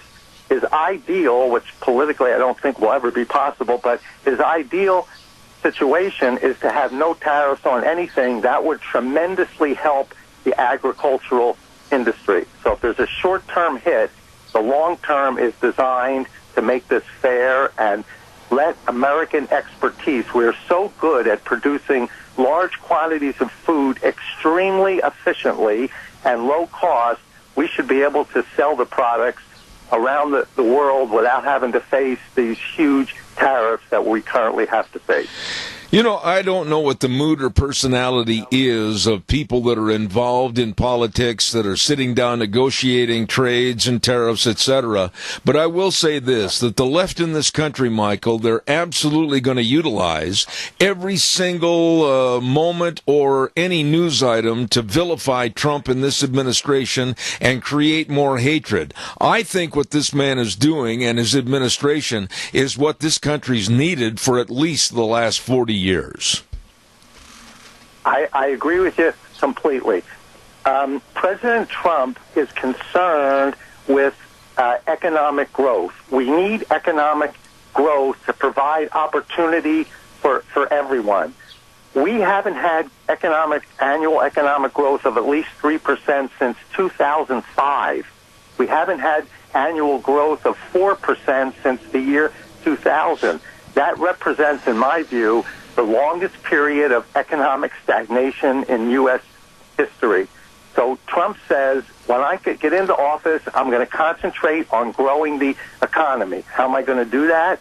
I'm going to remove burdensome regulations, which I can do relatively quickly, and I'm going to follow the lead of John Kennedy and Ronald Reagan. I'm going to cut income taxes for everyone, including the highest income earners, so capital can be created. And by doing that, I'll be able to grow the economy. He got into office in January of 2017.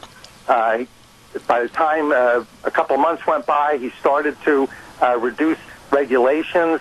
Since the second quarter of 2017, the economy has grown at about a 3% rate.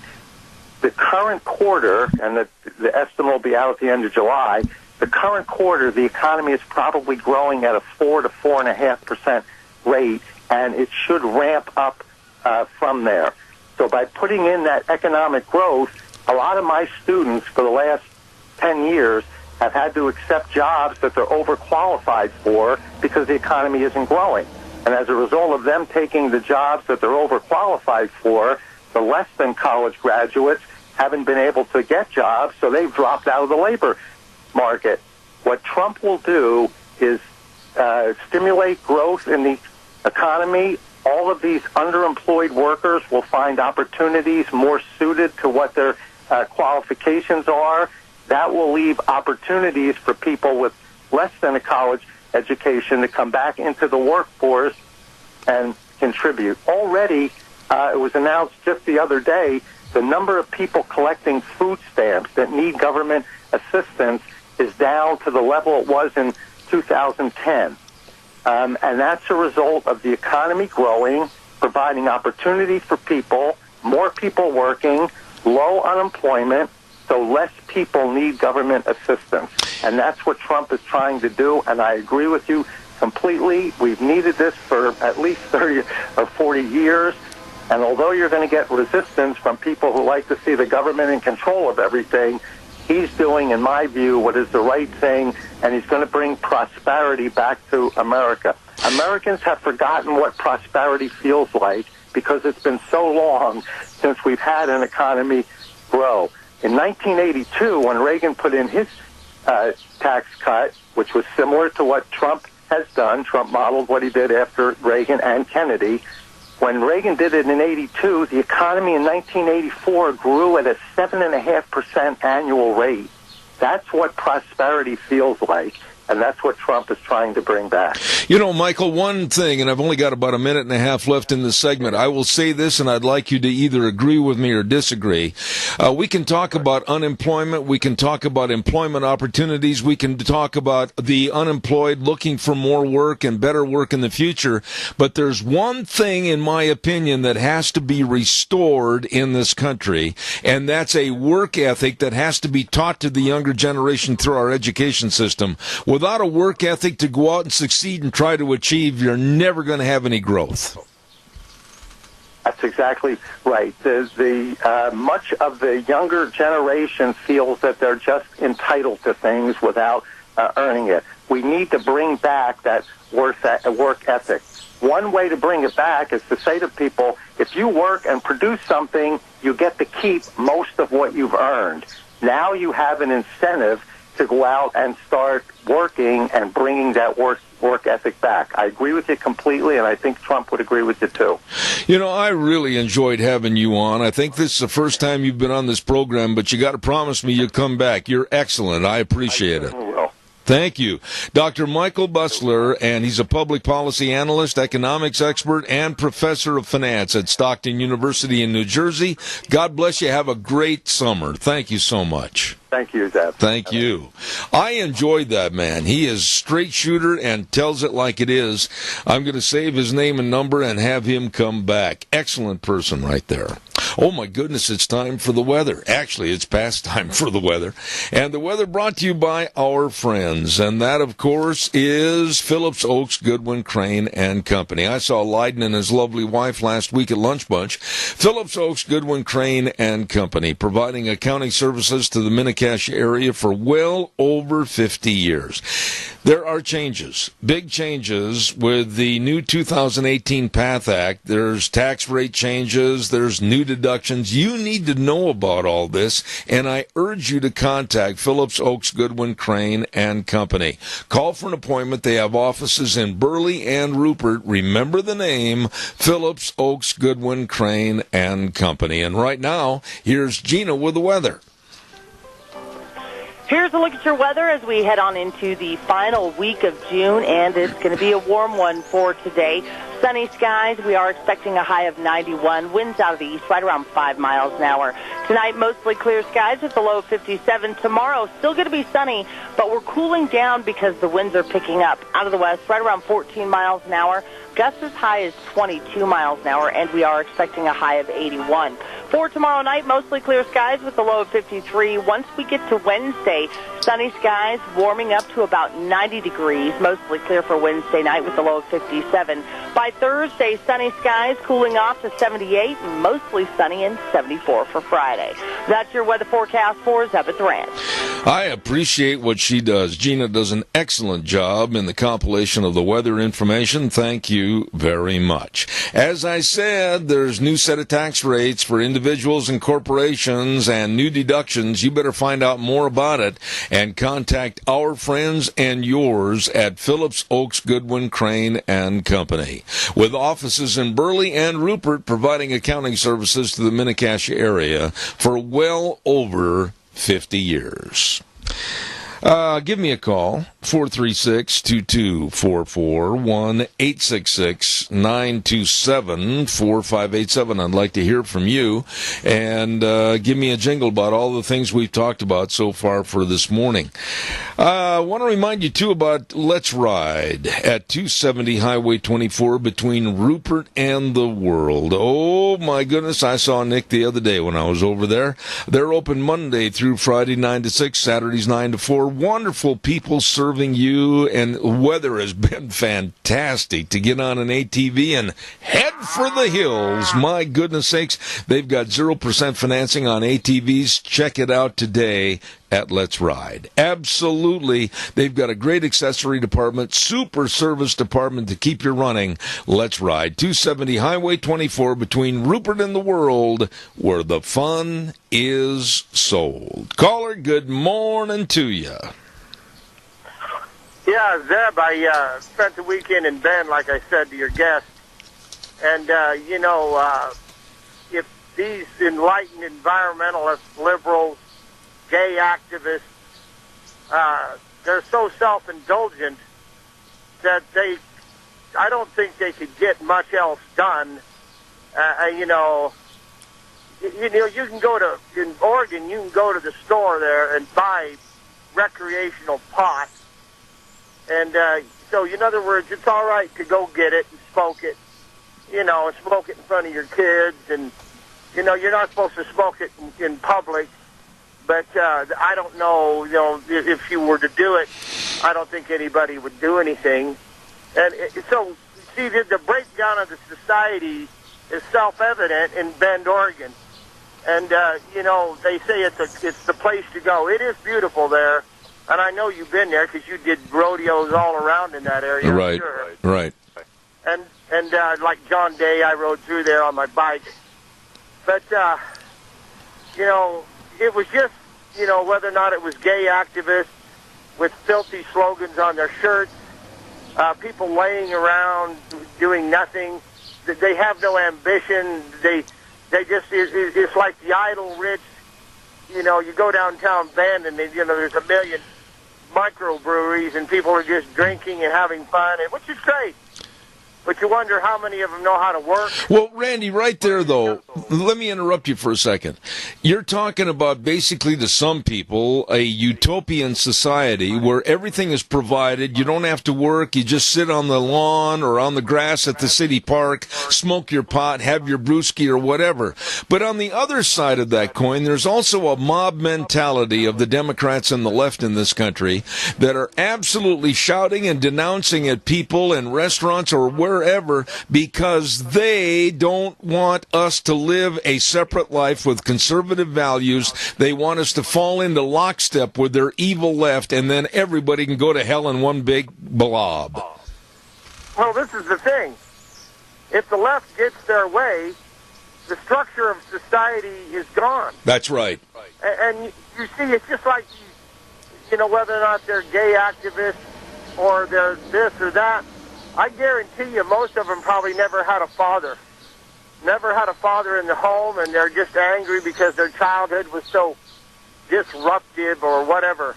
I mean, it was late on Friday night, and went to McDonald's before they closed at 12 o'clock their time, 1 our time, because it was just a busy time. I got 1 minute, Randy. 1 minute. Yeah, I walked out the door, and there was a heroin addict sitting out there, and I guess he was hoping somebody was going to throw him a box or two, or a 10 or a 20. Well, I don't know what a fix costs, Zeb. I ain't been doing it. And so it was just, this is the breakdown, and Bend is beautiful, but, it's everywhere over there in Oregon. There's the Republic, the Republic of Oregon, the Communist State of Oregon. I'll hang up. Randy, I appreciate your call, and I'd like to hear more about that tomorrow on the program. Holler back at me. I appreciate it. Thank you. I think everything he said is right. The liberalism and the sleaze and the absolute falling apart of our society, you can see it all around. And it's been perpetrated and consumed with the likes of silly, pathetic politicians like Maxine Waters. Don't forget our friends over in Rupert, life insurance, health insurance, retirement planning, and employee benefits with Cameron and Siemens Insurance, Highway 24 in Rupert. They are so good and so dedicated and responsible and responsive to your needs. Please give them a call today. Make an appointment. Excellent people serving you. Cameron and Siemens Insurance, Highway 24 in Rupert. The number to call, make an appointment, 436-4424. I'm really excited about next hour. I've got two of my favorite guests coming on the program. Dr. Tim Ball is going to be talking about the idiocy of climate change and global warming. And then a really, really good friend at 10:30, Brigitte Gabriel with Act for America is coming on my program at 10:30. And I've got a fun-filled hour for me coming up this next hour. I hope you'll join us. We'll be back right after the CBS News. Oh, my goodness sakes. Good morning, good morning, good morning. It is a beautiful day in the neighborhood. Let me tell you, I love summer, and it absolutely this weekend was phenomenal. Little wind, but we got to put up with that sometimes.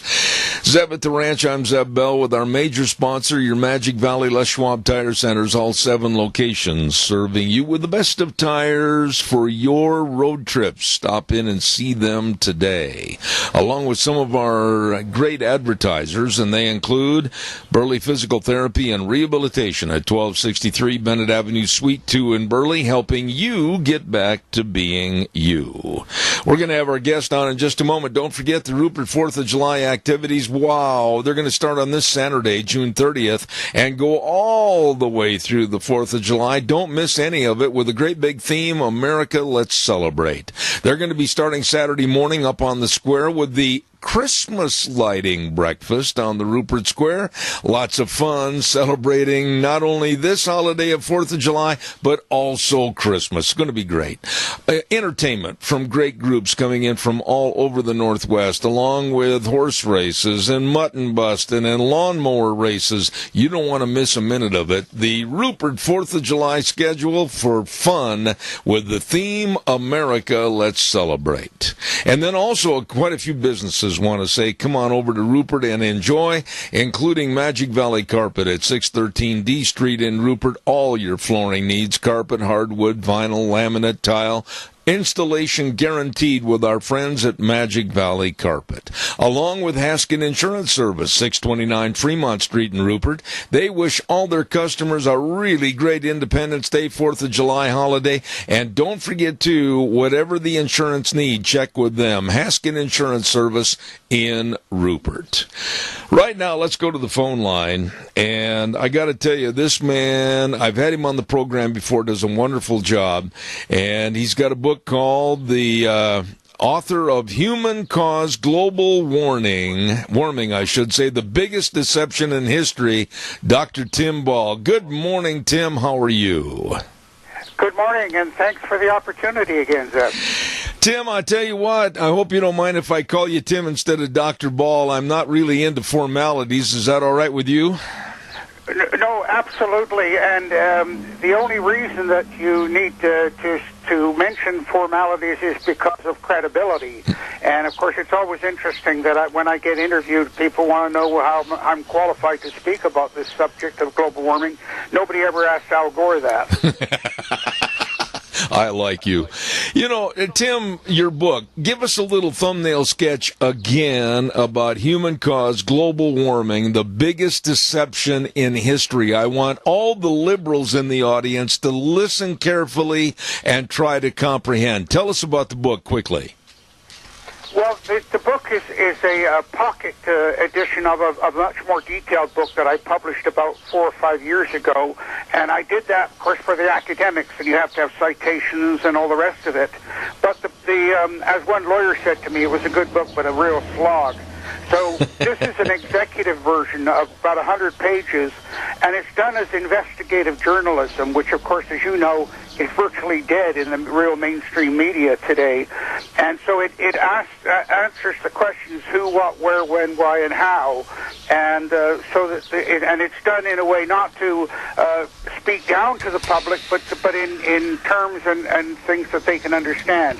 Because one of the ways that these people have taken control is by using language that they know that most people don't understand. It's what happens in university. In the first course you take in sociology or psychology, you learn all the jargon, and then you only talk to each other and nobody else can listen. So this is a book that explains how CO2 was separated out, and then how they demonized it in order to push for the argument that global warming was a global problem and only a world government could deal with it.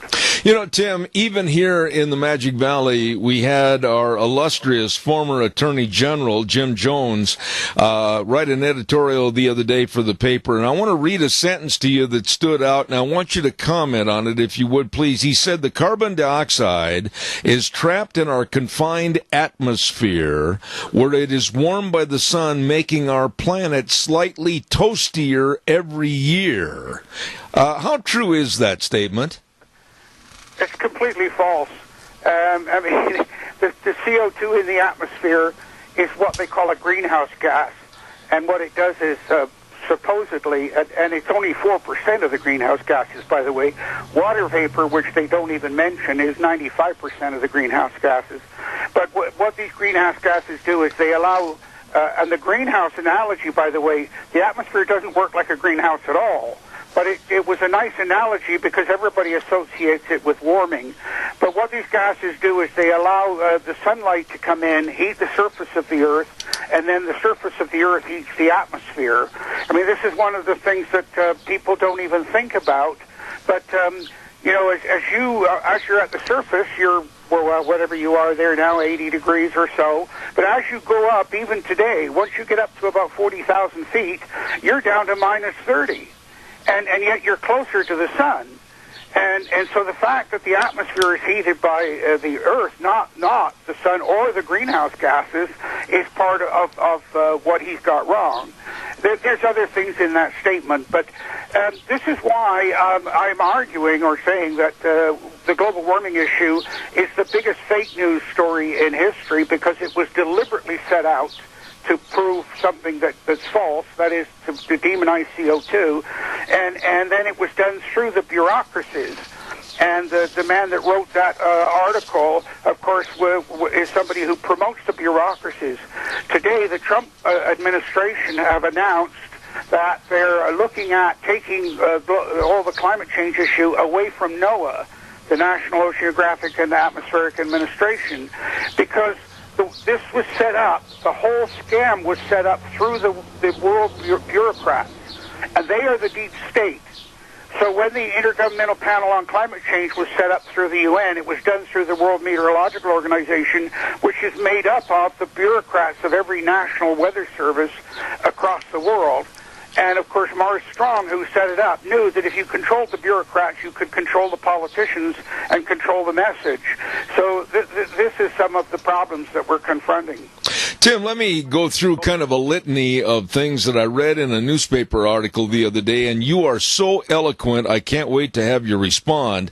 But a gentleman by the name of Seth Borenstein with the Associated Press put together about 12 different items that are being affected by climate change and global warming.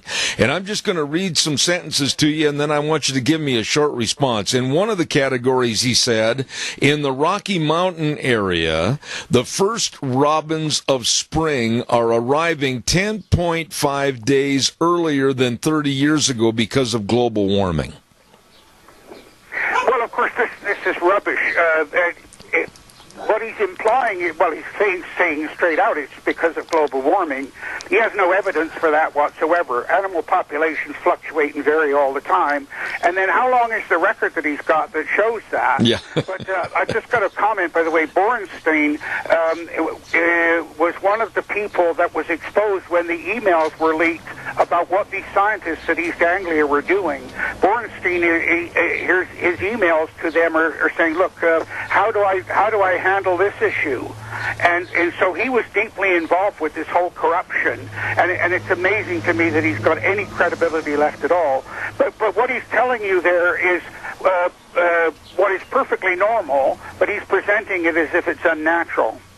And then another category that he goes into is polar bears, and I can't wait to have your response on this, and I'll read it quickly. He said the number of polar bears in parts of Alaska dropped 40% since the late 1990s, when scientists weighed polar bears recently in certain locations. They were losing 2.9 to 5.5 pounds per day at a time of year when they were supposed to be putting on weight. What? Well, of course, this is another part of the falsehood that's being played. Animal populations fluctuate all the time. In fact, all the studies I've done show that some of them fluctuate as much as 1,000%. And what they do is they pick an area where the animal population is in natural decline. I mean, everybody lives in areas. You say, oh, one year there's not many deer, and the next year there's lots of deer. Animal populations, they fluctuate all of the time. And so what they do is they pick an area where it's happening, and then they... So they've got this measure, they're losing weight. Well, yeah, they're losing weight probably because there's been a drought and their food supply has been affected. But none of that gets reported. All of these things are picked out of context. It's right now, where you're seeing, we're setting record temperatures here, but we're also setting record cold temperatures, but none of that gets reported. Absolutely. It's incredibly biased what's going on, and Borenstein is part of it. Well, and another comment that he made was about tropical weather, and this is one that I was really interested in hearing your remarks also. He said, on average, during the past 30 years, there have been more major hurricanes, those with winds of more than 110 miles per hour, and they have lasted longer, and they produce more energy than the previous 30 years. I was talking to a friend of mine that graduated from college with me, and he's into meteorological type statistics, and he said, that's not true because actually there are less storms. What is the truth there, Tim? Well, the truth is there are less storms.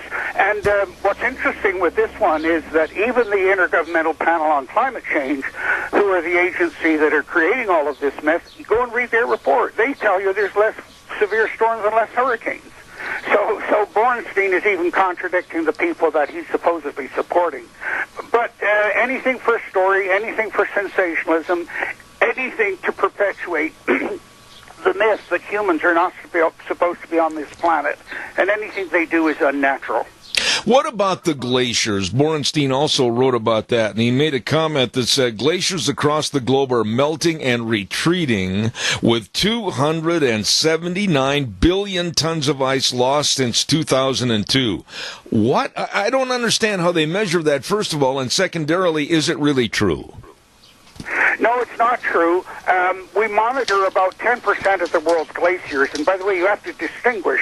There are the continental glaciers, like in Greenland and Antarctica, and of course they vary in size from year to year. Every summer you get melting, and every winter you get more snowfall. But then there are what we call alpine glaciers, like you see in the Rockies, for example, and we monitor about 10% of them. 50% are advancing and 50% are retreating.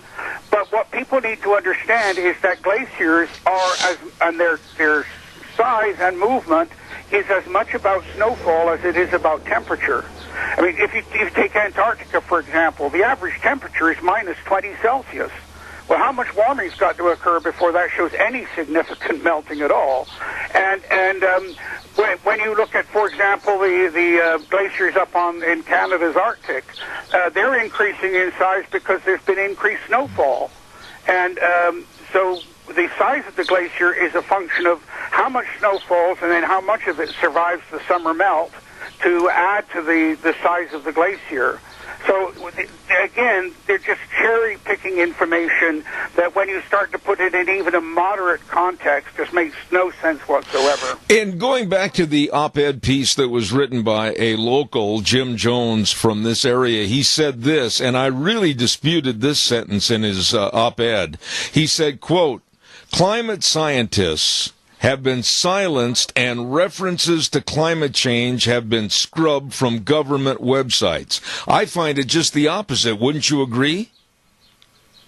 Well, I suspect what he's talking about is that one of the things that I must disclose information here, I was asked to be part of the team set up by Myron Ebell at the Competitive Enterprise Institute in Washington to prepare for Trump taking over and what the deregulation of EPA, because of course EPA was one of the bureaucracies used to push all of this misinformation and lies.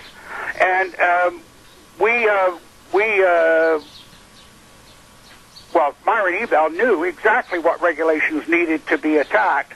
And if you go and look at the EPA website, I did one just yesterday, I Googled something, and you get a message that's saying this site is being rewritten because of the new administration. So that's probably what he's referring to. But of course, the agency and the website was used to push the propaganda of Obama and global warming. And one of the reasons that Pruitt is being attacked so openly and viciously is because he was probably the best prepared. Maybe Rick Perry with energy was as well prepared, but certainly Pruitt was as well prepared to take over the EPA and cut the regulations as anybody in the Trump administration. And Pruitt was an attorney general from Oklahoma and a very good friend of Senator Inhofe, who was one of the few senators that fought against the whole global warming scam over the last 30 years.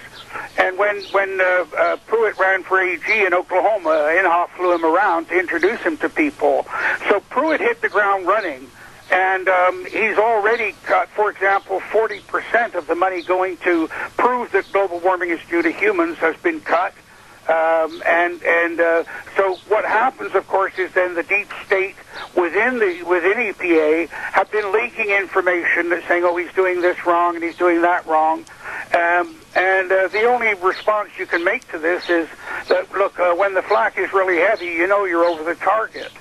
So this is probably what that Jones is referring to, is the cutbacks that were absolutely necessary because what was going on wasn't necessary in the first place. And the perpetration of these people, and I say these people, the left that are in favor of the solar and the wind as a what they call cheap and clean energy. I'm a 70-year-old cowboy, Tim. Help me. I don't see how we can transitionalize this country, this government, or this world into solar and wind and make it economically viable for our citizenry and also dependable. How wrong am I? No, you're absolutely right. And all of those things are collectively called alternate energies. And no cost-benefit analysis has ever been done on them. But I could tell you, for example, the biggest problem with the two major ones, solar and wind, is that they're not 24/7. I mean, at nighttime, there's no sun. And then when the wind doesn't blow, you got no power.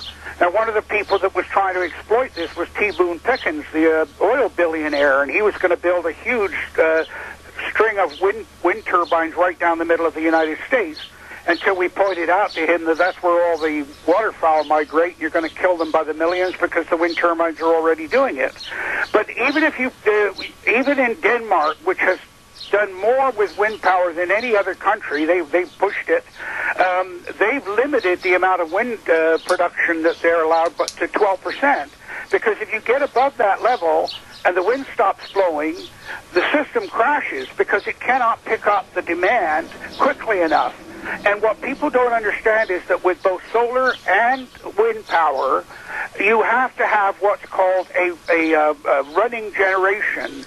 That is that whenever you've got a wind operation putting energy into the system, you keep your coal-burning plants burning at 100% because they have to be ready to go instantly if the wind drops. And so the whole thing, it's just been an absolute scam from top to bottom. And of course, what you see around the world now is other countries that were ahead of the U.S. For example, Germany are just simply shutting down their solar and wind because they made the mistake of, after Fukushima, of closing or reducing their nuclear. And then suddenly discovered they got a serious energy problem. They're building coal-burning plants as fast as they can. So the whole thing has been a scam from top to bottom, and the alternate energy is a major part of that. And by the way, if people want a suitable non-CO2 producing alternate, nuclear power. Absolutely. If you look at France, 82% of their energy is produced by nuclear power. You ever hear of any problems with that? Not a peep. You know, Tim, quickly, I've only got about 3 minutes left, and I want you to respond. I don't see how agriculture in this country, the strongest agricultural program in the world, you're going to push a John Deere tractor down a field with a propeller. That just ain't going to work, Tim. Well, and they're also, the military and the U.S. Navy, for example, spending millions on trying to get solar and wind power for aircraft. I mean, it's just ludicrous. But this is the problem.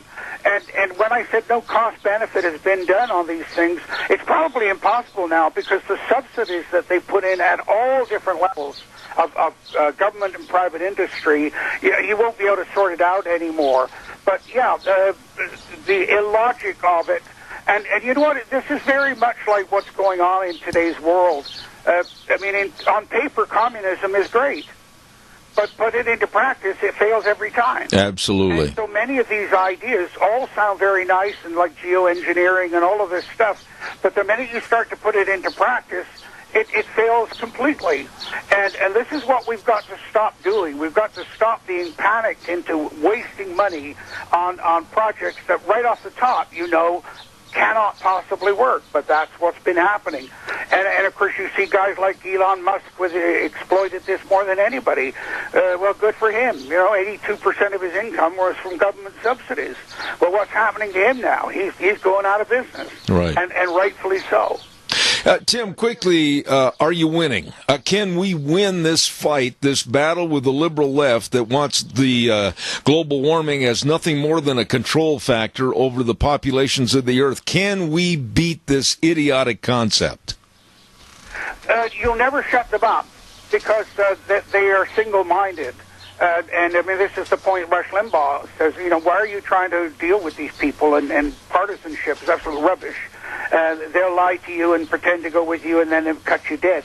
But so that 20% that are liberals will never go away, and you just ignore them as Trump has done. But in terms of the public, yes, we're starting to win. The public are starting to realize there's something seriously wrong with they're being told. They have an innate mistrust of government anyway, and the latest polls, the UN one, for example, of 10 million people, show that of 16 concerns amongst the 10 million people, climate change and global warming was dead last. So the public are just sitting quietly, and they're doing what Mark Twain advised them to do. You know, the people, the elite will think you're stupid. Well, don't open your mouth and prove them correct. So they're just sitting there quietly watching. And as I said, you're going to see, I'm predicting Trump's going to get an absolute sweep in November. And then you'll see a real purging of this use of government to control people's lives. You are one of the best, and I absolutely am honored to have you on the program. Dr. Tim Ball, author of Human-Caused Global Warming, the biggest deception in history. God bless you, my dear friend, and please come back.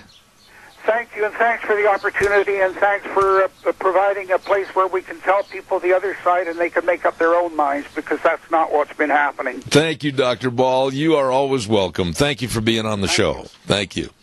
Very, very nice, informative gentleman, and I appreciate him being here. Of course, Dr. Tim Ball. I want to remind you, too, on Thursdays, we have a segment called Cache County School Days, and it's brought to you by A Child's World at 1308 Overland in Burley.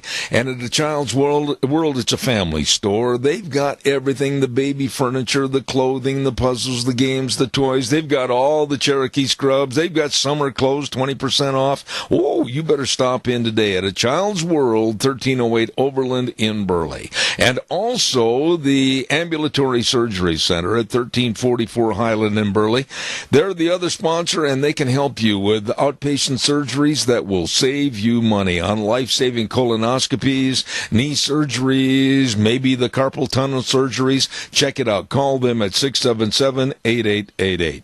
Ambulatory Surgery Center and A Child's World, bringing you school days in Cache County on Thursdays at 10:10. Right now, let's send it back over to our main studio. I'll be back in about 3 minutes. And now, back to Zeb at the Ranch on AM 1230 KBAR. To reach Zeb, call 436-2244 or toll free 1-866-927-4587. And now, here is Zeb Bell.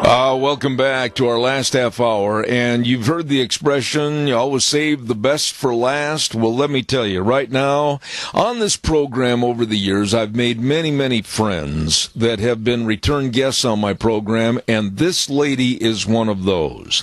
She is a New York Times best-selling author, leading expert on global Islamic terrorism, and chairman of actforamerica.org. Good morning to my friend Brigitte Gabriel. How are you? Good morning, my friend. I'm delighted to be back with you. You know, Brigitte, I thank you for taking the time out of a busy schedule to come back on my program. And I want to start off, if I may, by mentioning that you have a new book coming out called Rise in Defense of Judeo-Christian Values and Freedoms. This book is long overdue because right now I feel like we're being persecuted. Your thoughts on the book, and give us kind of a thumbnail sketch. Well, thank you, Zeb. America, as we know it, is being transformed before our very eyes. The flag that once flew on every street corner is now considered a hate symbol on college campuses. Athletes who used to break out in tears of pride during our national anthem are now kneeling in protest. Patriotism is seen as hateful. Freedom of speech is being eliminated by the tyranny of tolerance. And our police are being targeted by criminals while the mainstream media victimizes their killers. I can go on and on. I wrote Rise because I wanted to light a fire and inspire and empower millions of Americans who are watching what's happening in our country, and they're going, this is so frustrating. What can I do? How can I make a difference? So while I discuss all the issues, I discuss the death of free speech, the challenges we're facing in our country, the leftist Islamist coalition, immigration, replacement civilization, basically. You cannot believe the numbers that I share in the book.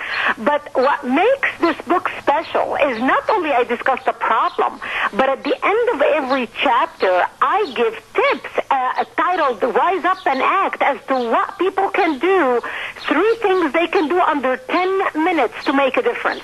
So the book is available on Amazon right now. People can go to Amazon and order Rise. Or for our special friends, we are offering on a website set up for the book titled RiseToAct.com. RiseToAct.com. If you go to that website to order the book right now, you'll get a free chapter immediately just for the asking. You don't even have to order the book. You get a free chapter. But if you do pre-order, you get 3 chapters immediately downloaded to your computer, plus 2 DVDs that we're offering as a special before the book comes out. You know, let me ask you this, Brigitte. When you were doing the research for this book, and as well knowledgeable about all the subjects about illegal immigration and terrorism, etc., in this country, what did you learn that maybe even scared you more or shocked you more about the demise of America? What did you learn? The numbers on immigration. The numbers on immigration, according to Pew Research, by 2065, the number of immigrants, legal or otherwise, descendants are coming right now, whether through refugee programs, whether through illegal immigration, is going to be so large that it is frightening. It's going to be 80% of it was between 60 to 80% of the American public. We're talking about the transformation of our country as we know it right now. And with that, that's why this debate today, Zeb, what's happening in Congress is so important regarding the immigration bill. People need to contact their elected officials. People need to voice their concern. We cannot maintain our identity and protect our freedoms unless we control our immigration, how people are coming into our country, and who is coming into our country. Otherwise, we're going to lose our country. Look what's happening in Europe right now. Europe is beyond the point of return. We need to watch what's happening in Europe because it's a preview as to what's coming to the United States, and we need to take action now to protect the country. You know, Brigitte, let me ask you that the left and the mantra of the Democrats seems to be open borders and chaos within this country, kind of the Saul Alinsky approach, and just absolute disruption and hatred towards this current administration. Can we overcome this mess? We can if our people who love America, who love our military, who respect our vets, who respect borders and boundaries, who care about protecting America and American communities, love our flag, respect our national anthem. I can go on and on. Think America is exceptional. If our people take action, rise up, do something. See, here's what happens, Zeb. People who love our country, like you and I and our listeners right now, listen to talk radio, read newspapers, read articles on the internet, read books, get educated. We know the issue. We know the issue far more than these lefty, crazy young kids who are demonstrating and calling to throw Trump out and open border and let's bring everybody in. They don't know the issue. We know the issue. But the difference is they are on fire and they take action.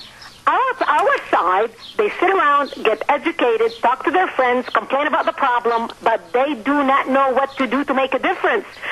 They don't have somebody organizing them. They don't have somebody giving them tips. And, you know, this is what we do. I mean, you and I have been together talking on this radio program, Zeb, for many, many years. And, you know, when I started my organization, Act for America, well, I'm proud to tell you that Act for America today is the largest national security organization in the country, approaching 1 million people. We give tips. We mobilize people on what to do, how you can pass bills. Right now, if people go to our website, actforamerica.org, and they click on Contact Congress, we give them a listing of all all the legislation right now up on Capitol Hill, high-priority national security legislation, including the immigration, and we tell people what to do. We even have pre-written letters for them. So our people need to become active, engaged, get off the couch, and make those phone calls, write those emails, talk to your friends about issues. That's very important to protect the nation. You know, let me ask you this question, and I saw an information sheet where you broke down the costs, but do you think the average American citizen, with the biased media that they turn on at 6 o'clock at night, do they really understand what illegal aliens and the immigration problem is costing them out of their pocketbooks? Unfortunately, they don't, and that's exactly why I detailed that in my book, Rise, and I actually did a little video that I put on the internet that Facebook took down because it was too much to get such important information to the American public. But I'm going to share with you some numbers that even people on our side don't even know this information. $11 billion to $22 billion a year is spent on welfare to illegal criminal aliens by state governments each year. $22 billion a year is spent on food assistance programs like food stamps, WIC, and free school lunches for illegal criminal aliens. $2.5 billion a year is spent on Medicaid for illegal criminal aliens. $12 billion a year is spent on primary and secondary school education for children here illegally, and they still can't even speak English, Zeb. $17 billion a year is spent for education for the American-born children of criminal aliens known as anchor babies. $3 million a day is spent to incarcerate illegal criminal aliens. Actually, Zeb, 30% of all federal prison inmates are criminal aliens. $90 billion a year is spent on criminal aliens for welfare and social services by the American taxpayers, you and me and our people listening. $200 billion a year in suppressed American wages are cost by illegal criminal aliens. This is the stuff that people do not know. When you add it all up, we're talking about $338 billion a year. $338 billion a year, Zeb. It's this type of information that the American public who loves America needs to know, needs to read about, needs to understand, so they can understand when you watch television and hear about immigration debates happening on Capitol Hill, what this is really costing us and our families and our future children. Absolutely. And you know, it's not just the money, Brigitte. You and I have talked many, many times. It's the security and safety for our environment, our families, and our well-being. We don't know how many MS-13 are coming across the border. We don't know how many terrorists are coming across the border. We don't know how many drug cartels are coming across the border to do harm in this country. We have no clue with this open borders democratic philosophy of let them all in, let them all prosper. You're right. We have no idea about the number right now because there's no way to measure it. But I can tell you, to give you an example about MS-13, in Washington, D.C., in the District of Columbia, there are 3,500 MS-13 gang members operating in the city. And that's in our nation's capital. Just imagine what they have. Maryland, New York, Miami. Just imagine what they have in Texas. Just imagine what they have in the border states. They are spreading all over the country. These people are not getting visas and coming here legally. These people are breaking the law to get here. And we're talking about murderous people without conscience. I remember reading a story about a man that they killed in Maryland, stabbed him 100 times, and then cut his stomach open, took out his stomach, and then cut off his head, beheaded him. We're talking about people who kill for entertainment. These are not people killing because they're so hungry they need a sandwich and they don't have money for food, so they're killing somebody because they're trying to steal their purse. We're talking about murderous barbarians. Those are the people that right now, the left and the Islamists in this country are coming together and standing up, defending them against people like you and me and our listeners and against the people who love this country. You know, let me ask you, I'm down to the last couple of minutes, and I want to make sure I get this in. I am very concerned about the Muslim Brotherhood. I am very concerned about people like Keith Ellison, a member of our United States Congress that's a Muslim, and some of his viewpoints and what he's trying to perpetrate. How serious is the problem getting behind the scenes that I and others are not aware of? The Muslim Brotherhood is so dangerous because they're not a military wing. They are a civilian wing. Muslim Brotherhood individuals dress in Armani suits and Ray-Ban glasses, and they walk into the White House, or at least used to, under President Obama. And right now, President Obama had appointed so many of them in government. A lot of them are government employees that you can't even fire, who are sitting there leaking information out, operating against what President Trump is trying to do right now. And what we're seeing right now, you have Muslim Brotherhood front organizations like CARE, the Council on American Islamic Relations, which basically always talks, to the chiefs of police and used to give training to the FBI. No longer they can do that. But you've got organizations like that now working with the ACLU, with the Southern Poverty Law Center, with Planned Parenthood. They're working with leftist progressive organizations that share the same goal, which is the hatred of the United States. They believe America needs to be brought down to notches, and they're working together to sabotage President Trump's administration, his policies, and any bill that comes down to Congress or introduced in Congress that will work to secure and protect America and Americans. I detail all that in my book, Rise in Defense of Judeo-Christian Values and Freedoms, because we are under attack, and the American public needs to understand what we're facing and what they can do about it. One final thought. I'd like you to respond, if you would, please, to Democratic Congresswoman Maxine Waters actually calling for more hate, insurrection, and protests against people, even in their private lives. How detestable is this woman? It is repulsive. It is un-American. It is dangerous, very dangerous, because what she's calling for is basically a civil war. Because when we start having people acting violently, losing their temper, anger without management, you do not know what's going to happen. People will die. So when we're seeing people, especially youth, who are so vehemently angry, yelling and calling people to be harmed, that is unacceptable. And it's going to happen. People are going to get harmed. When you have Antifa operating unchecked in our cities, funded and supported by the likes of George Soros and front Islamic, and not Islamic, but front leftist organizations, this is very dangerous, and it needs to be checked. And we need Democratic members of Congress to come together and say, we need patience. We know tempers are flaring, but we need to understand that we can debate issues with each other respectfully. We may not agree. We can passionately debate the issues. But violence is not justifiable under any circumstance. Absolutely. This lady, of course, the chairman of actforamerica.org, best-selling author, new book, Rise in Defense of Judeo-Christian Values and Freedoms. My friend Brigitte Gabriel, thank you so much for being on the program. I appreciate being with you, and people can go to risetoact.com to get the book. Thank you so much for having me with you. God bless you, Brigitte. Thank you very much. Thank you. Bye-bye. I love that lady. She's very, very nice. I'm sure that I've relayed this story to you in the past, but she was speaking up in the Boise Valley about 3-4 years ago. And we had talked many, many times on the program, but I'd never met her personally, and I found out that she was going to be speaking up there. And I called and I said, I'm going to be coming up. And we had the nicest conversation, my wife and her and myself, and it just absolutely, she is a wonderful, well-informed person that's trying to make America better.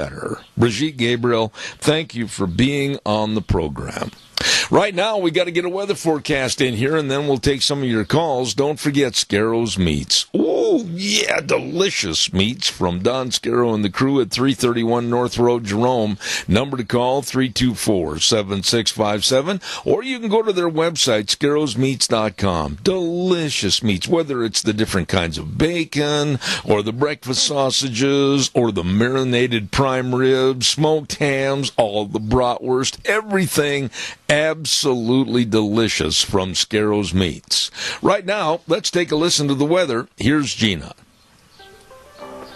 Here's a look at your weather as we head on into the final week of June, and it's going to be a warm one for today. Sunny skies. We are expecting a high of 91. Winds out of the east right around 5 miles an hour. Tonight, mostly clear skies with a low of 57. Tomorrow, still going to be sunny, but we're cooling down because the winds are picking up. Out of the west, right around 14 miles an hour. Gusts as high as 22 miles an hour, and we are expecting a high of 81. For tomorrow night, mostly clear skies with a low of 53. Once we get to Wednesday, sunny skies, warming up to about 90 degrees, mostly clear for Wednesday night with a low of 57. By Thursday, sunny skies, cooling off to 78, mostly sunny and 74 for Friday. That's your weather forecast for Zeb at the Ranch. Oh, Gina, thank you. Excellent job. Brought to you by Don Scarrow and the whole great crew at Scarrow's Meats, 331 North Road, Jerome. Again, that telephone number, 324-7657. They are changing the way we eat, one delicious bite at a time. Whew, I got time for a couple of calls. Give me a jingle if you would, please. I'd love to hear from you regarding any of the topics that we've talked about this morning. And the number to call, 436-2244, 1-866-927-4587. Please pick up the phone, give me a jingle. I've got to mention this. I know that Linda Croft mentioned this the other day at Lunch Bunch, but there is going to be, and this is a wonderful program, outstanding every year, patriotic program. It's going to be this Sunday, July 1st at the King Fine Arts Center. 2 performances at 6 p.m. and then another one at 8 p.m. and it's free admission. And I was told that a lady by the name of Colleen Wood would be available, and I'm going to try to get her on our program tomorrow at about 10:30 or so and see if she can tell us a little bit more about that.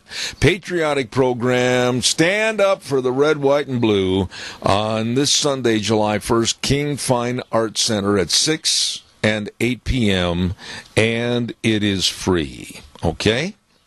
Calls welcome, 436-2244, 1-866-927-4587. I'd love to hear from you.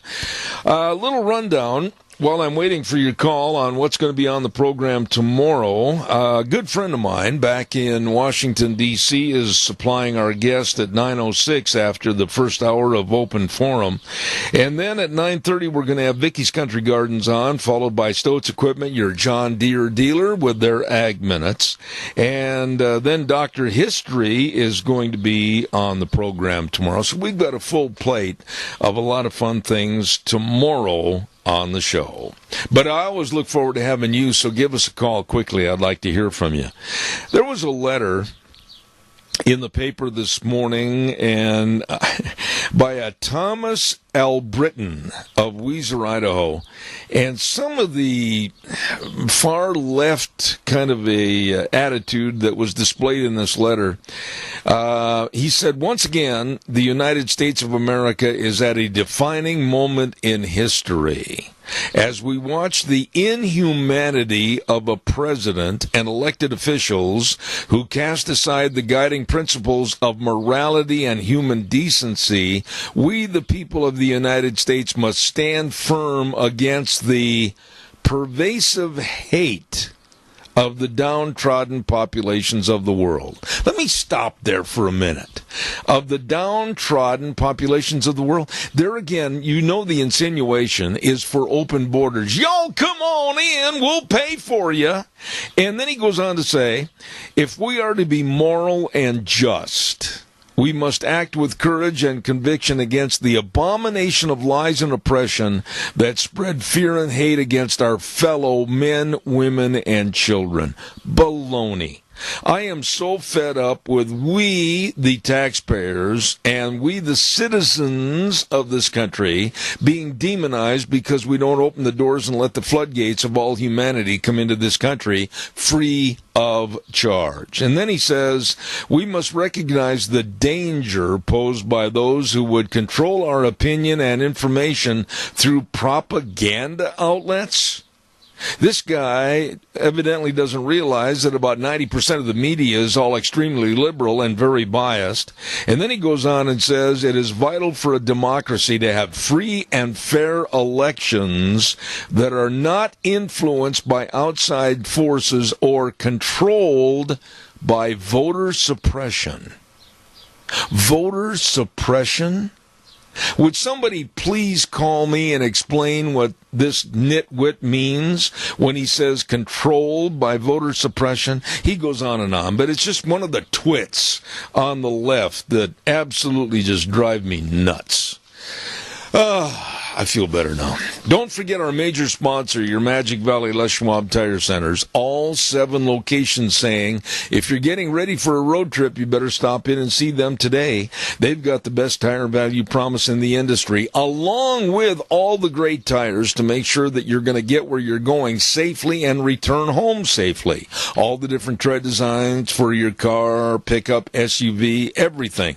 And they also offer a free pre-trip safety check at your Magic Valley Les Schwab Tire Centers, including checking the air pressure, checking the brake components, wheel alignment for tire wear, front-end components, shocks and struts, batteries, all of this and more at your 7 locations of your Magic Valley Les Schwab Tire Centers, Lane and Rupert, Dave on Blue Lakes and Twin, Mike and Buell, Mike and Jerome, the Twist family in Paul, Daniel on Poline in Twin Falls, and Randy on Overland in Burley.